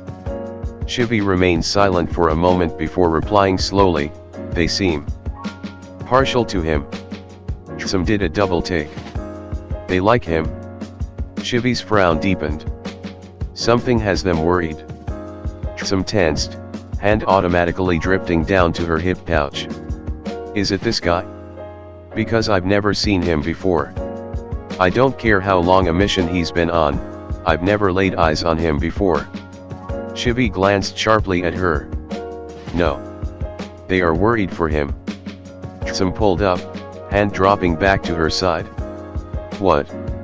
What? Shivi shook his head. I do not know. Before either of them could say anything more, the jounin they had been discussing turned to face them, and both took an immediate sprint down memory lane as brilliant cerulean pinned them in place. Shivi, some murmured without looking away from the blue-eyed jounin. Is it just me, or does this guy remind you of the yandame? Shivi finished gravely. He would never forget their old friend's eyes. Minato always seemed to be able to look straight into a person's soul with them, and even from this distance, Shivi got the exact same feeling from this shinobi. Are you two alright? They both blinked and tore their gazes away from the red-haired jounin to look down at their children. Kiba was blinking up at them with confusion, and even Shino had raised a questioning eyebrow. "We're fine, brats," Some told them briskly. "Now are you going to introduce us or not? We don't have all day." Haruki-san. "Sorry to keep ya waiting." Haruki smiled down at the two boys of Team 8 as they approached, Shivi and Some several feet behind their children. "Don't worry about it, I wasn't waiting long. How are you today? Still tired from yesterday?" Kiba grinned up at him. "Nope. I bounce right back. And Akamaru's back to full strength too." Akamaru yipped and leapt off Kiba's head, settling in the arms that automatically came out to catch him. He liked this person. Haruki smelled like sunlight and summer and always gave him treats. And whenever Akamaru snuggled against him, some of the loneliness he could sense disappeared as well. He hoped his human visited this man more often. Kiba seemed less angry and more relaxed ever since meeting Haruki. Akamaru would have to do his best to repay him. Haruki sighed as the white pup made himself comfortable in his arms. "Kiba-kun, I think there is something wrong with Akamaru. He keeps doing this." Kiba grinned even wider, baring sharp canine teeth. "He just likes ya, so ya better get used to it. He's gonna be doing that a lot." Haruki just sighed again and turned to Shino. "And how are you, Shino-kun? How's that new jutsu coming along?" Shino nodded once. "I am fine. The jutsu is difficult, I am still working on it, but I have improved the distance to 5 meters since I started making chakra threads. That is much harder to do." Haruki nodded, not missing the minuscule but sharp jerk of Shivi's head. "Keep at it then. When you can extend them from all your fingers at the same time, I'll teach you how to attach them to objects so you can move them." Shino nodded back, silent again, but there was a hint of a smile peeking out from behind his collar. Haruki smiled back, amused as he watched the younger version of his friend, before finally looking up at the two adults still standing several paces away. "And these are your parents then?" "Oh yeah." Kiba bounded back to his mother. What was wrong with her today? He didn't usually have to drag her anywhere. Maybe she was tired from her mission. "This is my mom, Some. Kaa-chan, this is Haruki-san." Some stepped forward, eyes narrowed as she studied the redhead. Haruki only smiled back and nodded a greeting. "Hello, Some-san. Kiba's talked about you." Some arched an eyebrow. So this Jounin knew not to call her by the formal honorific. Did Kiba mention that to him? Oh? What about? She knew her son, Kiba wouldn't hold back on the comments. He would have told Haruki both good and bad. Haruki tilted his head, considering the woman in front of him. He knew how to handle Some from his time. The woman was loyal to the core, as were all Inyazukas. She appreciated honesty, no matter how harsh, and detested sugar-coated words and traitors more than anything else. So, impatient, Haruki stared steadily back at the clan head, catching the surprise that flitted across her face and ignoring the slightly nervous look on Kiba's. Short-tempered, tough. Quite frightening when lecturing Kiba-kun. But your son says that's okay because he knows you love him anyway. Haruki-san. Kiba spluttered, looking embarrassed and indignant. Haruki smiled innocently down at him. You did say that, Kiba-kun. You're not supposed to repeat it to her. The younger Inyazuka sibling wailed, face red. He yelped when Some suddenly laughed and slung an arm around his shoulders. Some could only stare in astonishment as Haruki told her straight to her face what he had heard. Of course, it sounded just like her son, but she really hadn't expected the Jounin to repeat it word for word. Most people took one look at her and quailed. Haruki looked at her without the slightest bit of apprehension.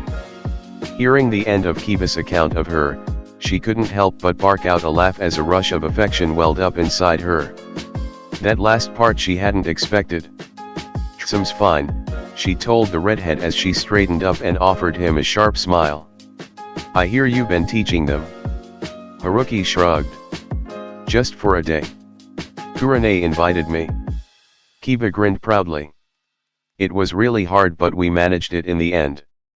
He blinked, glancing up at Chibi as if suddenly remembering his presence before reaching over to poke his teammate. Oi, Shino. Introductions. Shino arched an eyebrow at Kiba but didn't get too annoyed. Yesterday was still fresh in his mind.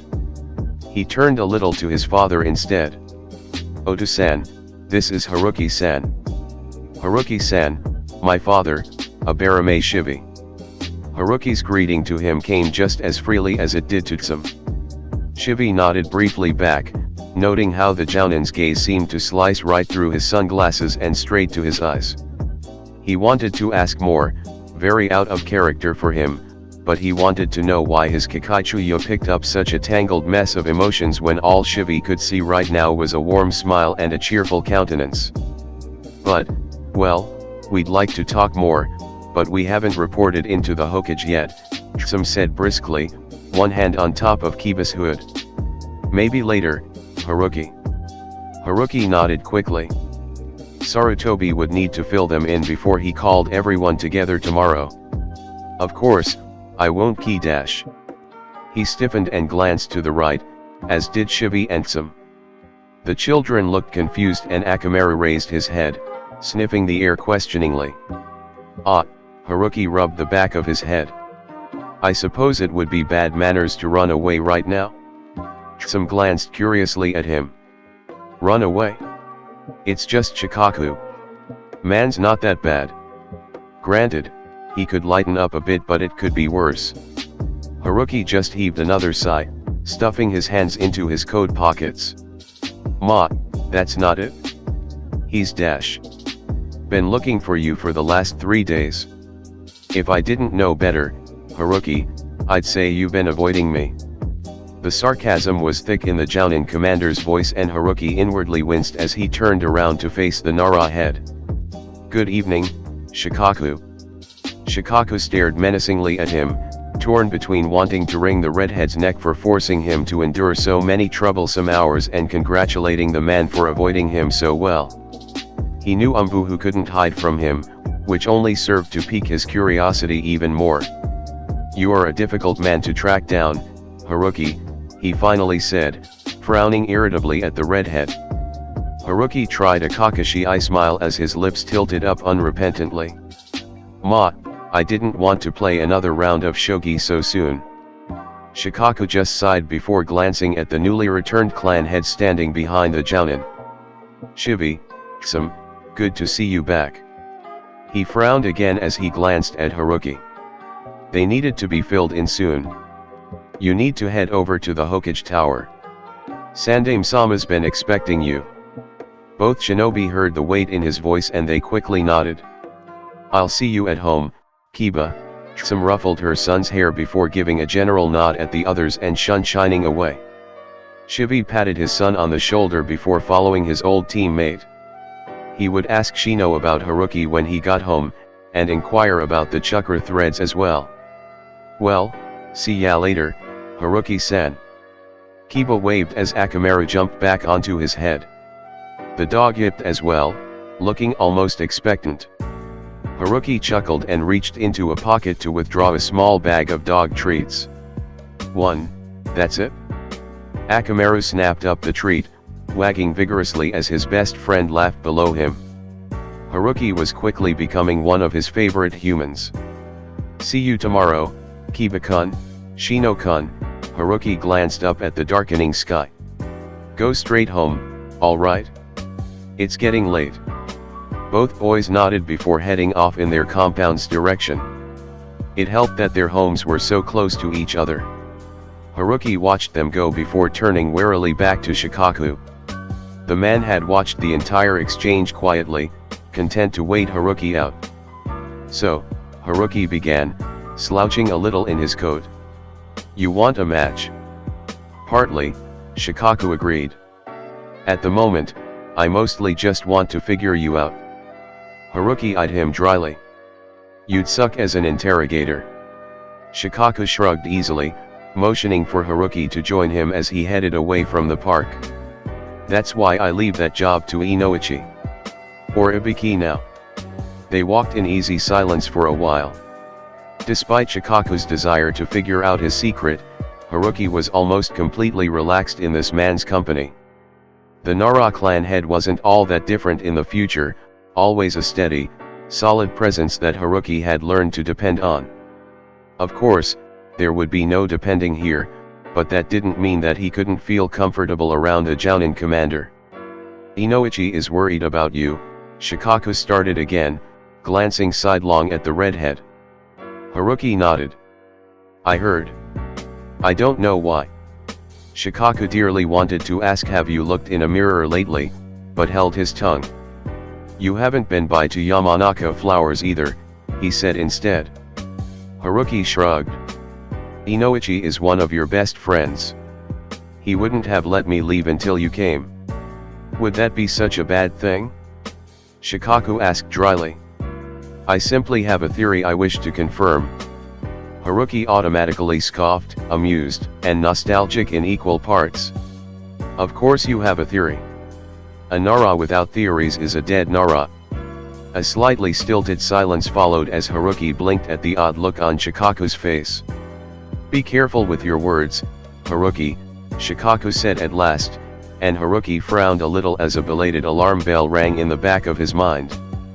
You have the disturbing tendency to repeat things that you shouldn't know.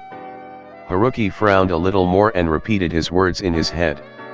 A Nara without theories is a dead Nara. He had heard this from Shikamaru, but it wasn't something his chief strategist had ever voiced as a kid. This time Shikamaru shouldn't have said it yet. My wife once said that to me, Shikaku revealed quietly, face half hidden in shadows as they passed under an alcove. Haruki remained stubbornly blank-faced. Before Shikamaru was born. As a joke, of course. His head tilted in a mockingly contemplative manner. But I could swear you've never met Yoshino before. Haruki walked on, refusing to acknowledge Shikaku's faint smirk and cursing himself inside his head. And of course, the Jounin commander continued relentlessly. The day you trained my son and his team, you repeated my words as well. And I know I have never said them to Shikamaru, and it would be somewhat redundant to say them to someone who isn't a Nara. Strange, isn't it? In his coat, Haruki's hands clenched into fists. How the hell had their conversation deteriorated to this point so quickly? There were times that he hated the side of Shikaku, the ruthless, uncompromising shinobi who excelled at continually boxing in his target even after they were completely cornered with no way out. Even worse was that Shikaku wielded the skill like he would a piece in a shogi game, seemingly careless, outwardly effortless, and utterly destructive. In the future, Shikaku had passed the skill onto his son, and during the few times either of them had carelessly turned it on him, Haruki had been beyond pissed off. He had spent his entire childhood running, always running, and knew the pain and fear of being surrounded with no way out. It was why, when he had to kill, he almost always made sure to do it as quickly as possible. If someone was going to die either way, the terror that set in if a kill was drawn out too long was unnecessary. They were ninja, not psychopaths, though he'd seen the two combined more than once in his life. At the moment though, Haruki was facing a friend, someone he would gladly die for, and the man was playing mind games with him. Maybe he would have to retract his previous statement. Shikaku could give Inoichi a run for his money when he was like this. I've made you angry, Shikaku's sudden observation, quiet and a touch apologetic, snapped Haruki out of his thoughts but not his anger. Damn straight, he snapped back, low and dark and not bothering to hide the fury, and, even after all this time, just the smallest amount of panic, that roared in his chest. Either get to the point or get lost, Shikaku. Don't turn that cornering crap on me. Shikaku almost stepped back at the unveiled tangle of emotion that made Haruki's eyes blaze. Shit, he had overstepped his boundaries. It occasionally happened when he was angry or when he caught onto something interesting that kept him occupied for more than a couple days. The habit had slowly gotten better after Inoichi had taken him aside one day, years ago, after he had reduced a fellow shinobi to a shaking heap of fear for insulting Yoshino, and had warned him of the consequences of what he could so easily do. "You're smart, Shikaku," Inoichi had told him, Blue Eyes intent. "And that brain of yours is as deadly as any weapon, but you have to be careful. Say the wrong thing one too many times and you could destroy someone's mind. I don't care if you do it to enemy nin, but keep a lid on it when it comes to allies. You could seriously hurt them." And here he was, doing the exact same thing Inoichi had warned him not to do to someone that Shikaku knew didn't have the best mental health at the moment. "Shit. I apologize," he said quickly, automatically raising his hands in a placating gesture when gleaming cerulean narrowed. "It's a bad habit. I did not mean to turn on you like that." Haruki studied the Jounin commander for a moment longer, struggling to shove his emotions back down as he did so. He took a quiet deep breath, slowly letting it out along with his anger and then immediately wishing he hadn't.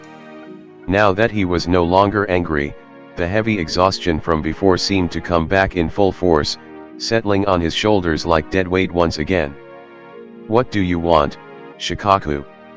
Haruki suppressed the urge to close his eyes. God, he just wanted to go back to his apartment and rest, maybe even risk sleeping for a few hours. Shikaku stayed silent for a long moment. A part of him wanted to just leave and call it a night.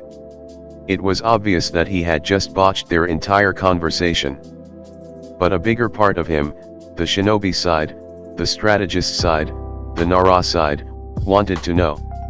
"I was going to ask you for another shogi match," Shikaku spoke at last, choosing his words carefully. "Just to verify some things, but I'm pretty sure I've already figured it out, so I won't. All I want right now is a confirmation." This time, Haruki did close his eyes, sighing deeply before opening them again. "What exactly do you know right now?" "You have the Kuwabai sealed inside you," Shikaku started after making sure Haruki really did want to know. "You have Namikaze Minato's eyes, and your face is a bit like his. I thought you were his brother or cousin, but I forgot to consider his wife, and you have her smile and mainly her facial structure. So I'm inclined to believe that your hair color is a hench, and you've hidden the whisker marks on your face because you can only be one person. But that should be impossible because Uzumaki Naruto is just a boy and I know you have not hung into one or the other. You have the Hokage seer, you repeat words that you shouldn't know, you navigate the Nara compound like a second home, and..." Shikaku stopped for a heartbeat, watching the shadows creep into those sorrowful eyes again before ending softly, "And apparently, you look at my son and you see someone else, someone you can't bear to look at."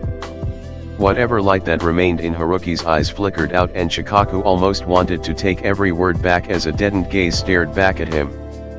But he had come this far, said this much, and he needed to push because if he was right, and he knew he was, then Haruki needed help since there was just no way he could do everything alone, no matter how strong he was. So he continued, concluding in a gravelly voice that was barely above a murmur, "One person from two different times. You are Uzumaki Naruto from the future, from a different timeline, from a world beyond repair. So you came back, to change things." Shikaku stared hard as dull blue eyes closed. "Am I correct, Haruki?" Haruki didn't answer him directly, only opening his eyes and turning to stare down a surprisingly empty street. The sunlight was almost completely gone by now and most people had headed home for dinner. "Bodies and ashes," Haruki finally spoke, and Shikaku contained a shudder at the raw haunted expression that finally surfaced on the redhead's face. Can you imagine Konoha reduced to nothing but bodies and ashes? And everyone dead. Everyone. Babies, children, civilians, shinobi. All gone. He turned back. Can you imagine that, Shikaku? Because, funny enough, until I saw it myself, I couldn't imagine it either. It won't happen. Shikaku was startled to hear how rough his voice had become but continued anyway, looking the time traveler in the eye. We won't let it? Haruki smiled, humorless. We, Shikaku. Yes, Shikaku frowned sternly at the Jounin. I don't know what kind of person I'll become in the future, I can only speak for myself in the present. I know what's going on now, don't think I'll let you handle this on your own, especially if Konoha's on the line.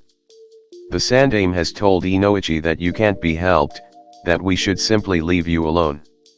I won't lie and promise you that everything will be alright. After everything you've been through, maybe you'll never completely heal, I don't know. But the Hokage is wrong to leave everything to you. We can at least try. Haruki stared at him, expression twisting a little in a way that Shikaku couldn't read.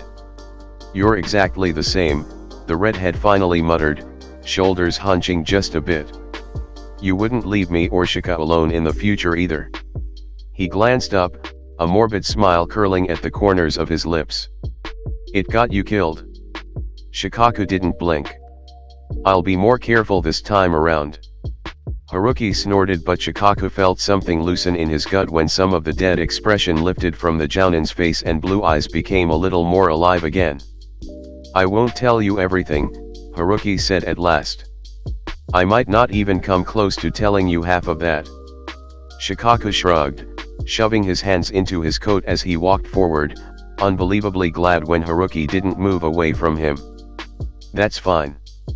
So long as you warn me of something that's about to happen so we can prevent it, I won't push any more. Much. He added as an afterthought. Haruki let out a sound that was a half laugh, half sob. But his shoulders relaxed and he walked willingly enough beside Shikaku as they moved aimlessly down the street again. You called my son Chika, Shikaku recalled. You were good friends then? Haruki smiled a little, more genuine this time. More like brothers. I made him my chief strategist. Other chief strategist anyway. I kept you on until you. Well. Shikaku nodded thoughtfully and absently wondered how he had died. Rokudaime Hokage, I assume? Haruki nodded but didn't expand on it, and Shikaku didn't ask. Instead, I haven't had sake in 3 days because of you. Let's go to Shoes Huya. You can tell me who knows what over dinner. Haruki bit back a smile as he nodded and followed the Nara clan head to the popular restaurant. It was strange. He had thought that it would complicate matters if more people found out, had thought that maybe Shikaku would insist on knowing everything right away, but the man had never, at any point in time, rushed into things without thinking it over first. And Naras were always smart enough to know when to defer to someone else when they weren't as knowledgeable in the area. Perhaps it wouldn't be so bad then. The Sandaime knew, but the Hokage could hardly sit around all day listening to tales of another time if they weren't relevant to any immediate danger. And while Hisashi knew, Haruki wasn't all that comfortable relying on someone whom he had never known in any time. But Shikaku was someone he was familiar with, even if this was a younger version of him. Haruki had properly met the Nara head when he was 15, so a couple years wouldn't make much of a difference. And Shikaku was patient and a good listener and an excellent advisor. He had been a steady rock for Haruki right up until the day he died, so maybe depending on this man in this timeline was something he could do after all. Besides, it didn't look like Shikaku was going to give him much of a choice anyway. X.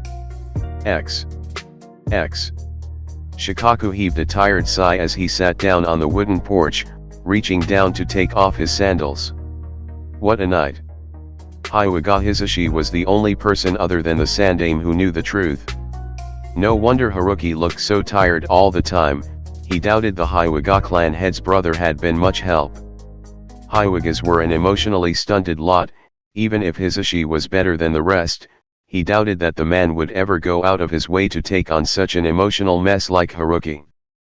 Shikaku stifled a yawn before glancing up to smile at his wife. Sorry I'm late, Yoshino. Got held up with some business.